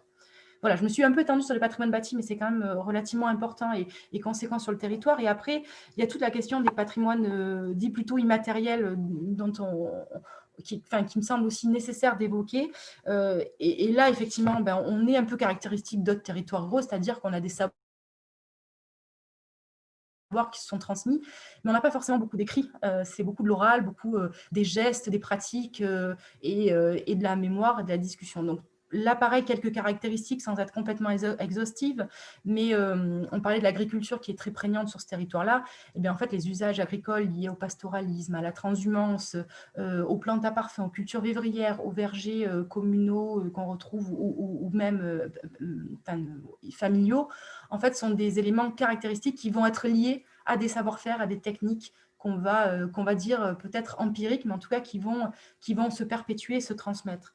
On a aussi un élément très fort qui est l'artisanat, qui va parfois devenir de l'industrie à certaines époques et redevenir de l'artisanat ou s'oublier et se redévelopper ces dernières années. Quand je parle de ça, je pense notamment à la faïence à moustier, à la tournerie sur bois et guine, à l'industrie autour du drap et de la laine autour de Saint-André-les-Alpes, ou même au gypse autour de Saint-Jurs et du plateau de Balançol pour n'illustrer que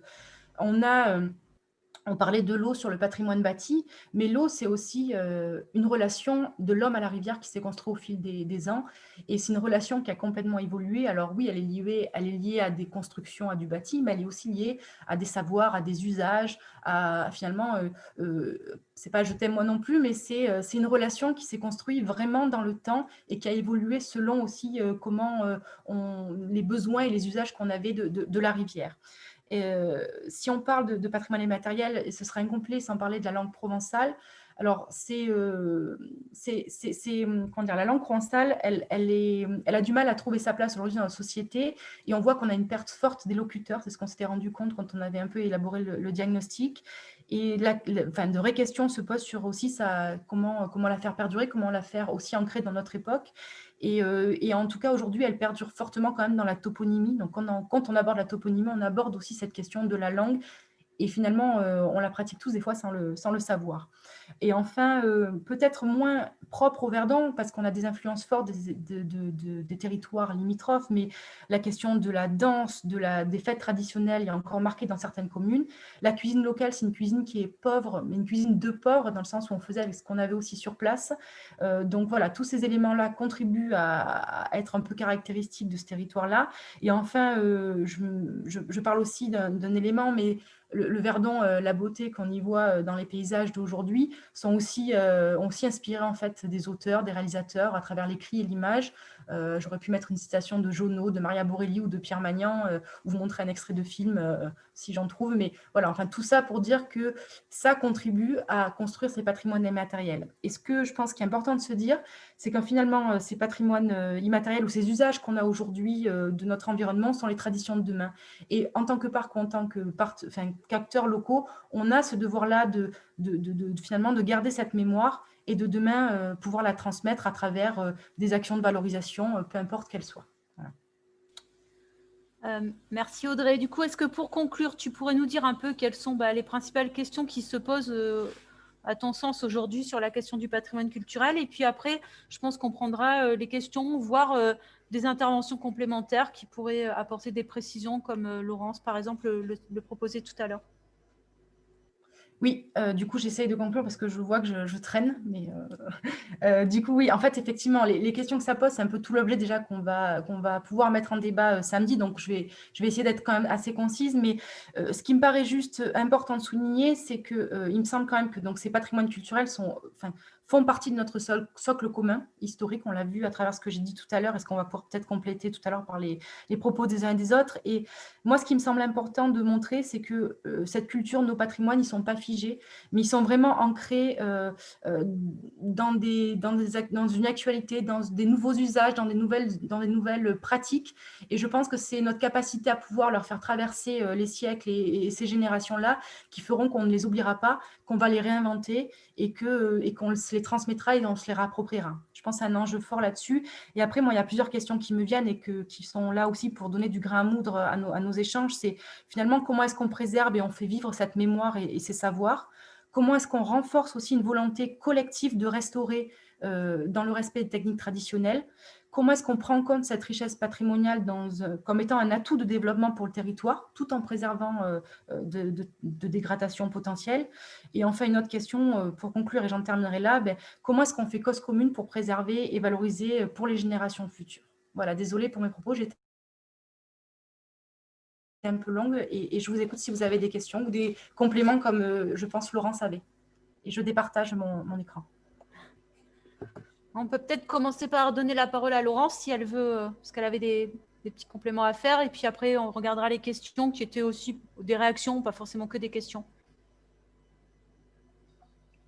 Est-ce que Laurence, tu es encore avec nous? Oui, ça y est, Ouais, j'ai essayé de me reconnecter. J'avais tout débranché, donc j'ai écouté attentivement. C'est vrai que c'est très complet la présentation d'Audrey. Moi, il m'est venu la première réaction sur la partie plutôt préhistoire, à savoir que le territoire du Verdon, il a été parcouru, mais il a été aussi habité, et dès les périodes les plus anciennes du Paléolithique, ce qui fait d'ailleurs du Verdon et du quart sud-est de la France les sites les plus anciennement connus, fouillés. Donc la préhistoire, elle a été très active dans les années 40, 50 et puis jusque dans les années 80, mais sur des sites qui étaient vraiment précisément identifiés.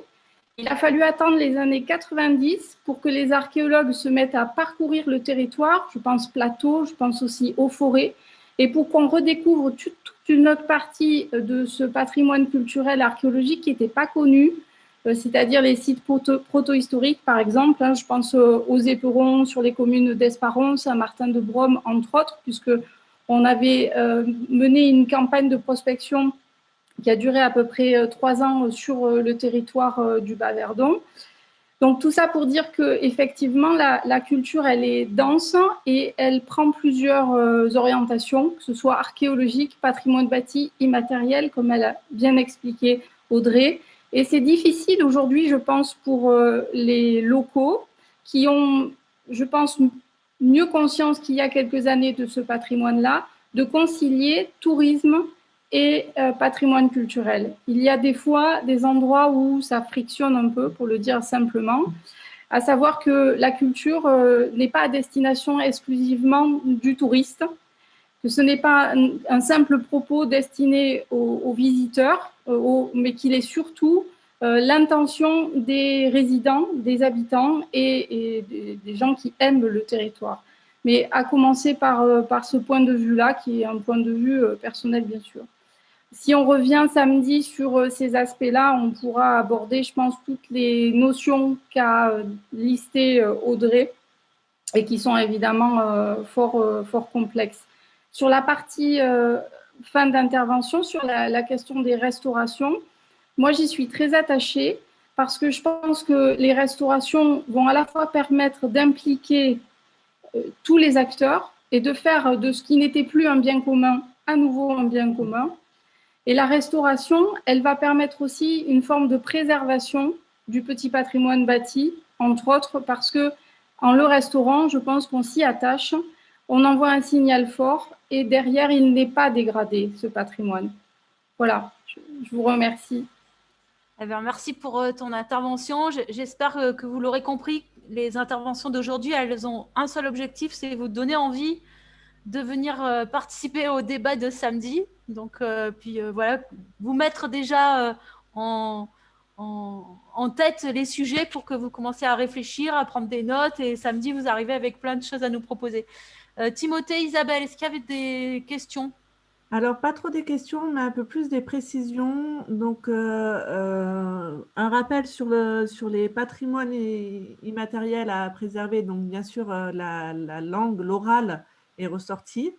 Et ensuite, un petit zoom sur l'ancien canal du Verdon, qui date de Napoléon III, et avec aussi une petite précision du fait que parfois préserver un patrimoine bâti peut préserver aussi des espèces naturelles, donc notamment le lien entre le fait que par exemple le canal du Verdon peut abriter des espèces de chauves-souris. Voilà. Oui, effectivement, parce qu'aujourd'hui on présente chaque patrimoine séparément, mais en réalité, dans la vraie vie, tout ça se mêle. Bah, écoutez, puisqu'on est à peu près bon sur le timing, je vous propose qu'on passe à la dernière intervention. Donc, c'est Carole. Carole qui est avec nous. Tu peux déjà commencer à partager ton document le temps qu'on se mette en route. Donc, Carole, tu travailles sur les questions d'urbanisme et de paysage au parc. Et donc, on a commencé à parler de paysage un peu tout au long des autres interventions. On a volontairement choisi de finir par le paysage parce qu'on dit souvent que c'est un peu une bonne synthèse de tous les autres patrimoines.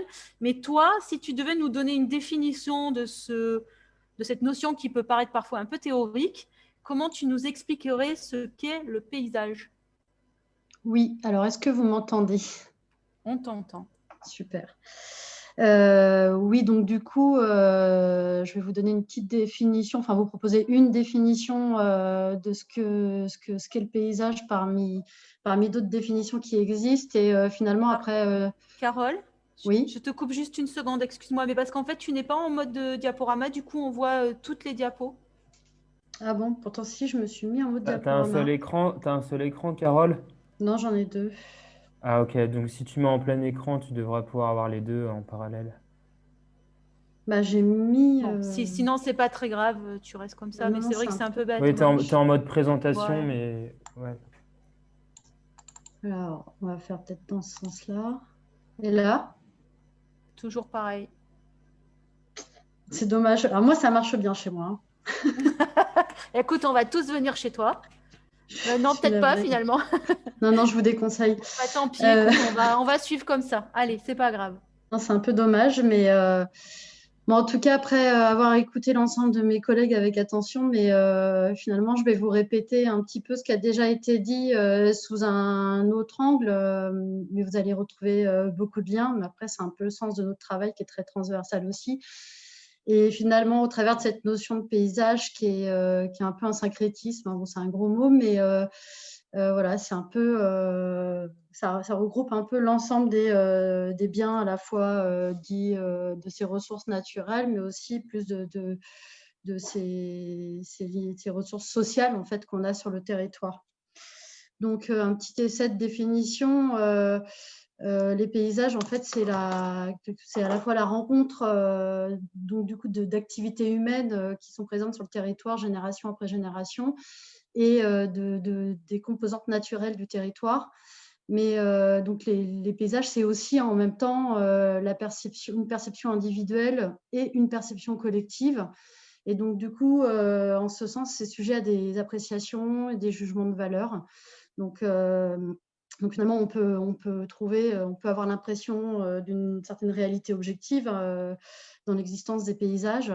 Mais finalement, au-delà de ça, c'est beaucoup une question de regard individuel et donc collectif. Donc, les scientifiques peuvent expliquer, produire des connaissances, expliquer l'origine, l'histoire et le fonctionnement d'un paysage. Mais finalement, après, ces paysages-là seront perçus en fonction de qui le regarde, de sa propre personnalité, de sa culture, de la période dans laquelle on est de sa vie. Voilà, donc c'est une notion qui n'est pas évidente et on trouve beaucoup de définitions assez variées. Voilà, donc là, vous avez un… Oui.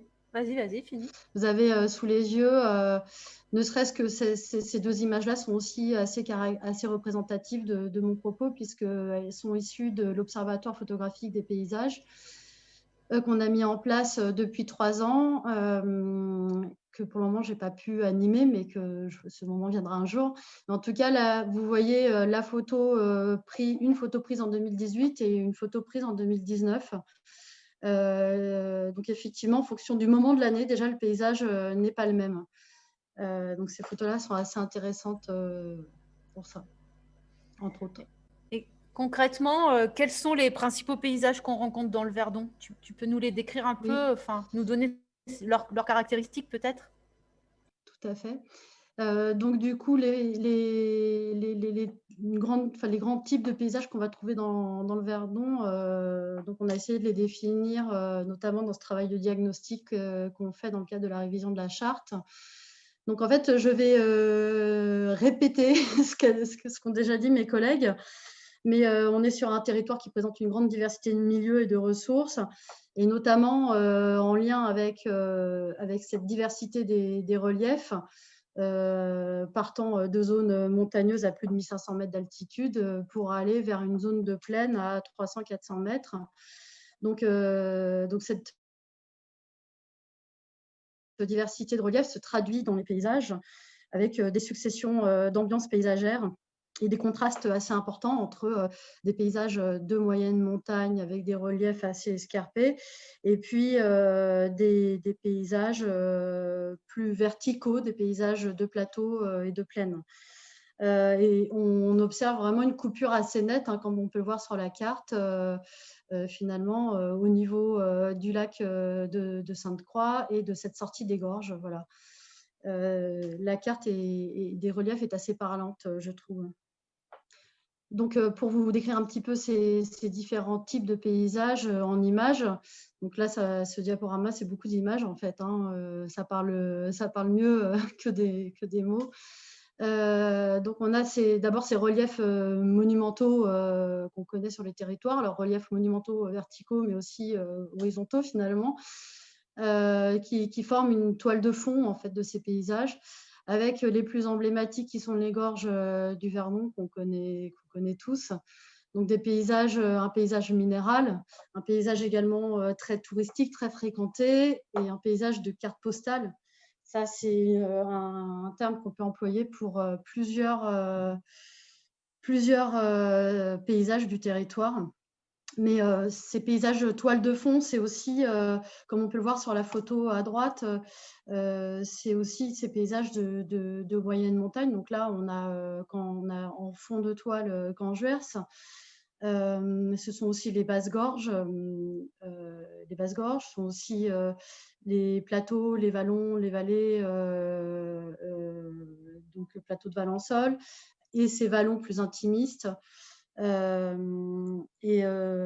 sont également les grandes étendues forestières du Haut-Var. Mais bon, je vais passer à ma diapositive suivante. En tout cas, on a toujours dans ces paysages-là, effectivement, une toile de fond qui peut être plus ou moins impressionnante sur notre territoire. Et donc, du coup, oui, comme je le disais en transition, le Verdon, c'est une omniprésence de paysages de nature, et notamment de paysages forestiers, puisque les espaces naturels, c'est 80% du périmètre d'études actuellement. Donc, Dominique en a très bien parlé, je ne vais pas m'appesantir, mais effectivement, notamment dans ces paysages forestiers, on va avoir une variation assez importante depuis des zones plus altitudinales jusqu'à des zones de plaine, en passant du coup par des forêts de pins sylvestres jusqu'à des forêts de chênes verts, chênes blancs, pins d'Alep. Du coup, qui proposent des paysages assez différents, et puis des paysages plus ouverts de prairies, d'espaces pastoraux, encore pâturés, qui entretiennent cette ouverture, et ces espaces ouverts comme ça d'altitude. Au sein de ces paysages, donc une typologie assez importante qui est l'eau. Donc ça, pareil, Corinne nous en a parlé, avec l'eau qui est une composante identitaire à la fois évidemment des paysages du Verdon, mais aussi quelque part de l'histoire du parc, hein, qui a été construite autour de la ressource initialement. En termes d'occupation du sol, l'eau, c'est 3% d'occupation du sol, quoi. Donc c'est pas beaucoup, mais c'est très fort en termes de présence sur le territoire.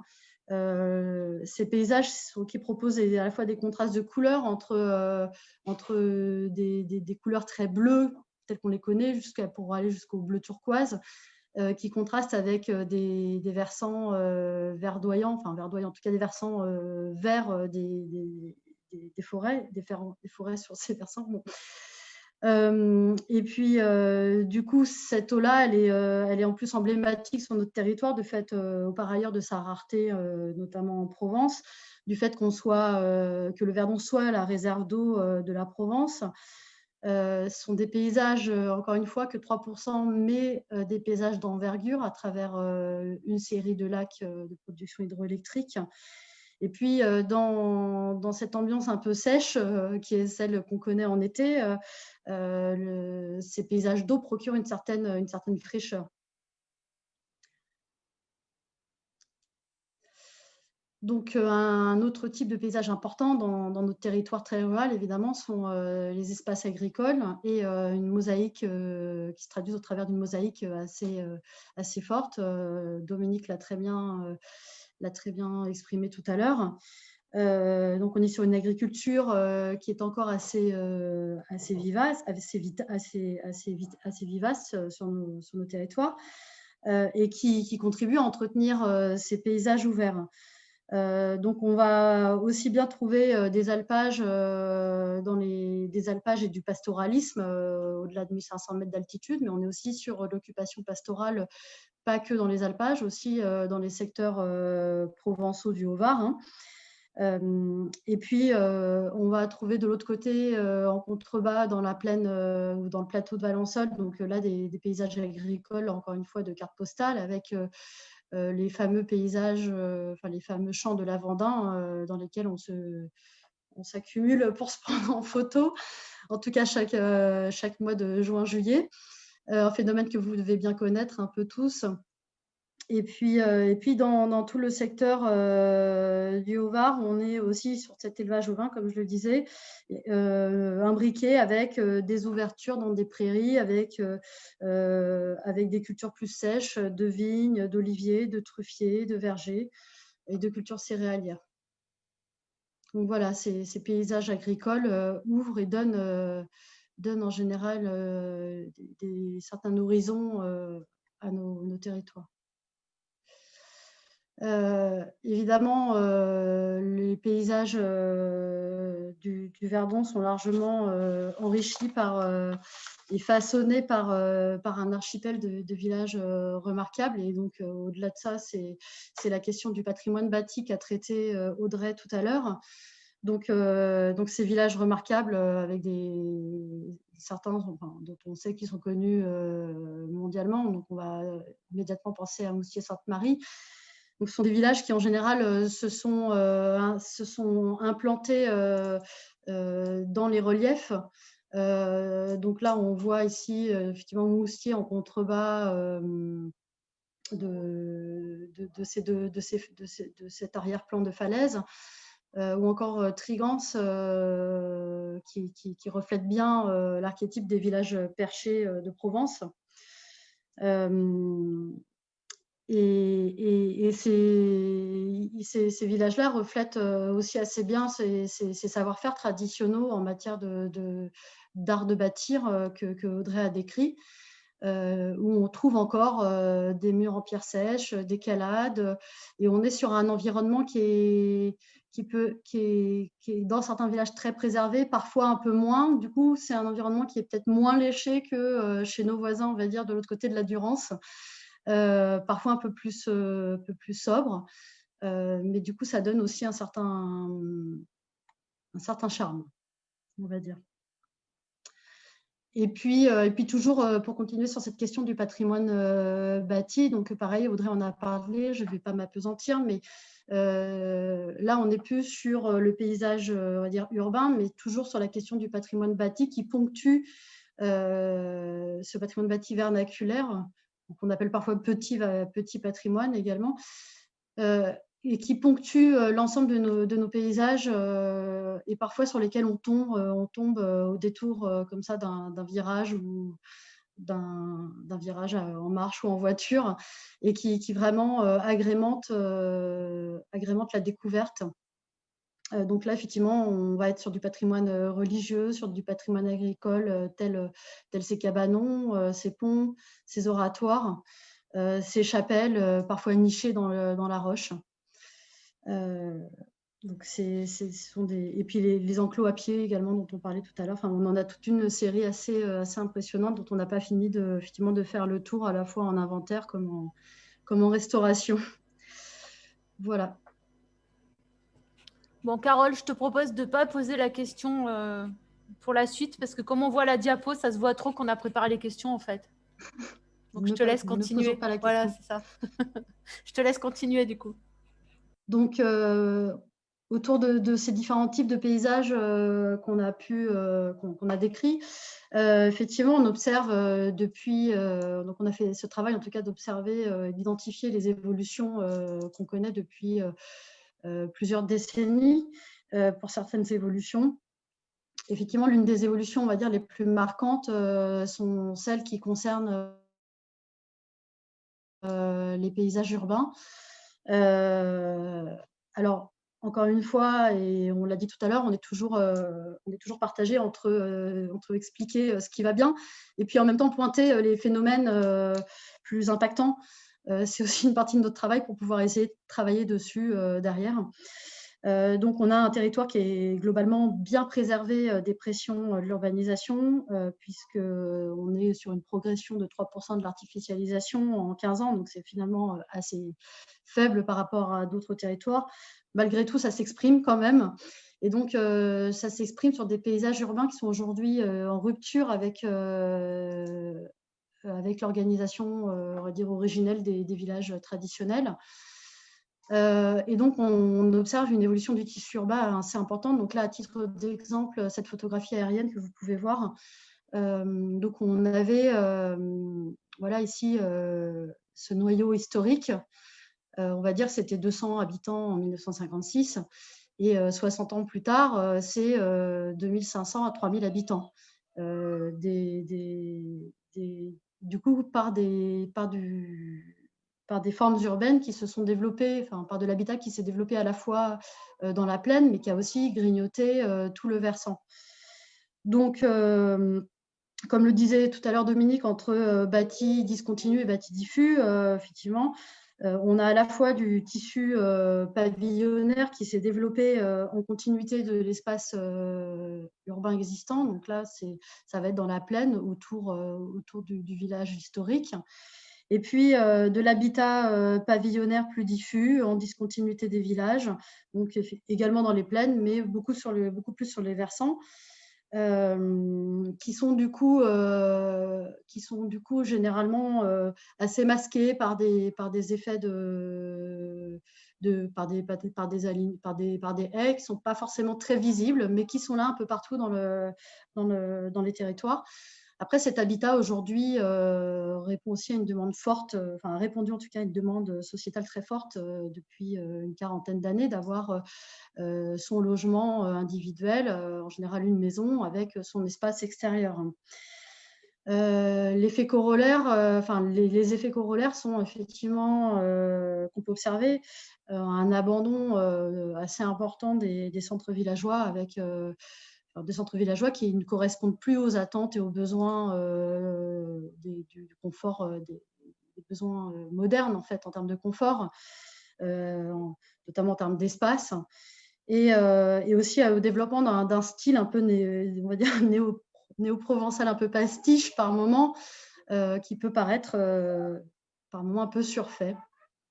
Et en tout cas qui interroge sur la systématisation de ce style néo-provençal et qui quelquefois empêche de réfléchir à d'autres styles architecturaux qui pourraient se développer parfois plus intégrés. Donc ça, c'est pour l'habitat. Pour l'aspect économique, pareil, on est moins touché qu'ailleurs, mais on est quand même touché. Et on a vu se développer, notamment au niveau des entrées de villes et de villages, des secteurs économiques, des sites économiques, des bâtiments industriels et commerciaux qui contribuent, en général peu qualitatifs, qui reflètent assez peu effectivement l'identité du Verdon et qui banalisent un peu ces territoires. Quand on rentre dans ces villages, on ne se dit pas qu'on est dans le Verdon. Bon, c'est un phénomène, ceci étant dit, qui est assez général en France, hein, et on connaît des exemples bien plus dramatiques. En tout cas, chez nous, ça pose la question effectivement de travailler autour des formes, autour des couleurs, autour de comment mieux réfléchir l'intégration quelque part dans l'espace public, la question des aménagements publics dans ces secteurs-là. Et puis, ces secteurs sont très liés au caractère routier et au fait de l'utilisation de la route, en tout cas dans nos zones rurales. Ils sont en déconnexion générale avec les centres villageois. Pour ce qui concerne les évolutions portant, on va dire, sur les paysages agricoles, alors les paysages agricoles ont toujours évolué et ils continuent d'évoluer. Et donc, du coup, effectivement, on a le sentiment, enfin, pas que, hein, c'est pas qu'une question de sentiment, mais on avait des paysages parfois plus complexes il y a une centaine d'années. Et qui, du fait d'une mécanisation des cultures, amplifiées, mais aussi qui se sont spécialisées. Bon, évidemment, l'exemple le plus emblématique étant le plateau de Valensole, où on a vu un territoire qui connaissait des superficies importantes, notamment de vergers d'amandiers, qui ont beaucoup été remplacés par cette culture du lavandin. On connaît également une certaine déprise agricole. Là, c'est sur l'ensemble du territoire. Alors, ça s'exprime parfois un peu différemment. Dans le paysage, en tout cas, on a une augmentation légère de friches. Et puis, on observe une fermeture des paysages donc des paysages agricoles. Donc là, c'est le cas des photos que vous pouvez voir à droite de l'écran, où effectivement la forêt, il y a un processus d'enforestation. La forêt a largement regagné du terrain sur des versants qui ont été abandonnés par le pastoralisme. Et puis effectivement, ces paysages agricoles ont largement été grignotés. Enfin, c'est même le premier facteur d'évolution par l'urbanisation, mais ça, je crois qu'on l'a clairement exprimé depuis le début de ce webinaire. Et également un autre aspect important auquel en tout cas on est très attentif au sein du parc, c'est une certaine évolution des paysages de bocage. Donc on voit régulièrement disparaître les haies, les alignements d'arbres, les arbres isolés, qui sont des composantes importantes. Un arbre isolé quelque part au sein d'une grande étendue ouverte, c'est aussi important qu'un cabanon. Et donc, on voit régulièrement ces éléments-là disparaître. Après, on voit aussi, du coup, un petit élément positif, ce qu'il faut les citer, apparaître des nouvelles pratiques liées à des pratiques plus écologiques, on va dire, pour ne pas citer notamment le projet Regain sur le secteur de Valensole. Qui permet de retravailler en interrang, effectivement, et qui apporte une évolution au paysage en interrang de ces rangs de lavandin. Je ne suis pas la mieux placée pour en parler, mais on pourra peut-être en parler après, si vous le souhaitez. Une autre évolution qui est importante et qui est liée à la forte fréquentation touristique qu'on connaît. Donc, c'est effectivement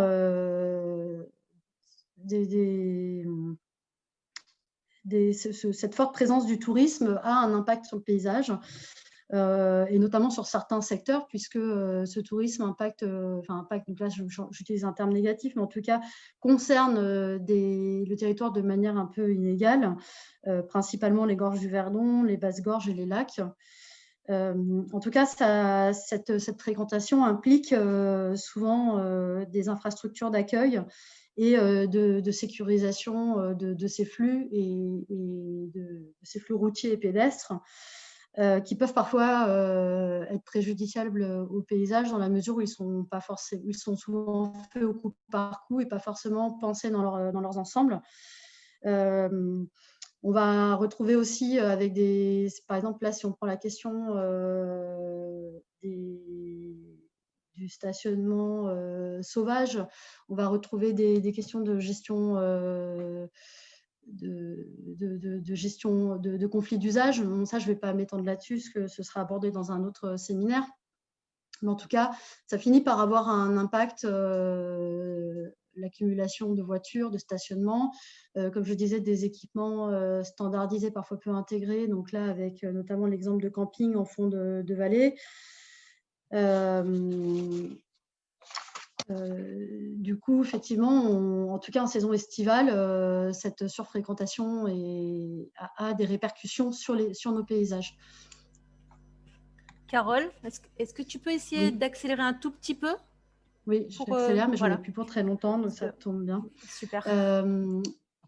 Voilà, on est aussi sur des territoires, du coup, comme je l'ai un peu exprimé tout à l'heure, mais qui se découvrent par la route avec des routes touristiques incontournables, des routes corniches, des routes de balcon, des routes de fond de vallée, des routes qui passent en forêt. Donc, parmi les plus emblématiques, on a la route des Crêtes et ses 14 belvédères. On va avoir la route des Gorges, la route Napoléon. Donc là, on est sur des routes qui sont qui sont pittoresques. Et puis, on va avoir à ces grandes routes tout un maillage, 2 petites routes qui s'y raccrochent. On constate aussi autour de ces paysages routiers des évolutions importantes, en tout cas des évolutions concernant les aménagements au niveau des abords, avec en général l'utilisation de matériaux modernes qui altèrent en fait quelque part l'identité des lieux, puisque des aménagements comme ça en pierre sèche sont souvent remplacés par des glissières plus métalliques et moins révélatrices des sites. On va trouver une signalisation routière ou des signalétiques publicitaires foisonnantes et pas toujours, qui finalement ne sont pas toujours claires, enfin, qui nous indiquent pas forcément toujours bien le chemin à suivre. Et puis des mobiliers urbains de type comme ça, poubelle, un peu éparses, et pas toujours très bien intégrés. Et puis donc après, pour venir bientôt à la fin de ce diaporama, mais on a effectivement ces paysages de l'énergie, alors qui existent depuis une cinquantaine d'années, avec donc on l'a exprimé sous différents aspects, la question de l'aménagement hydroélectrique et de ces 5 lacs de barrage, mais qui du coup ont été un bouleversement majeur au niveau du point de vue des paysages, puisqu'on est passé d'une vallée, deux vallées agricoles à des étendues d'eau assez importantes, sans parler des traumatismes que ça a pu être pour les populations locales.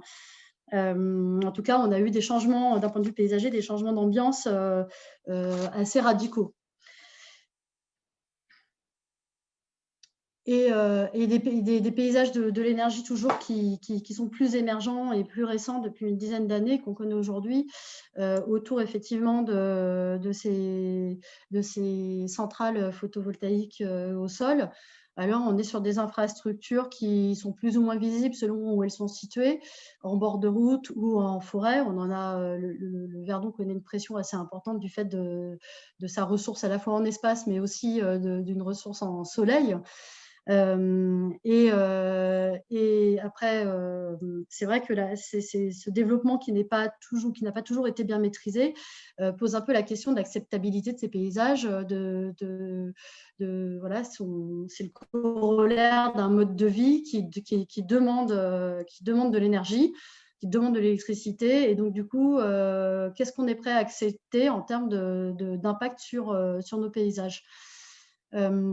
J'ai à peu près fait le tour, mais je pourrais préciser. Et pour conclure, en tout cas, voilà, on a ce paysage qu'on ne voit pas ou qu'on voit depuis l'extérieur, depuis ses abords, ce paysage qu'on pourrait qualifier de confisqué. Voilà, on sait qu'il est là, mais on ne le vit pas, en tout cas, de l'intérieur. Bon, voilà. Merci Carole. Oui.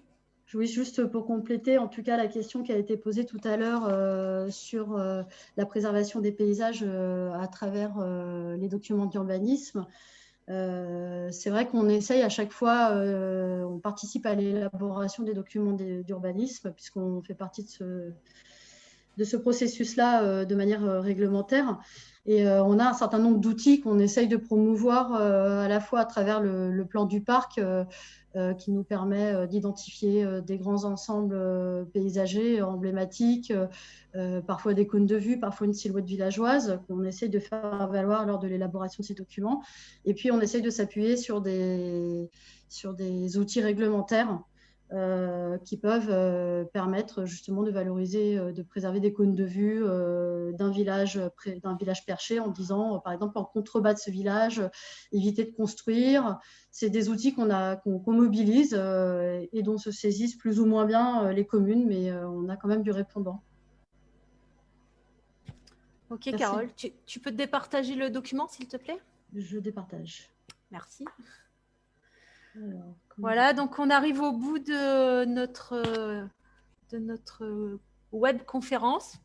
Donc, je vais juste conclure par quelques informations pour la suite et puis pour pouvoir aussi vous donner rendez-vous pour samedi prochain. Donc, hop, je partage. Voilà, je ne sais pas si... Non, je ne sais pas si vous voyez ce que j'ai partagé. Non. Hop, j'y arrive.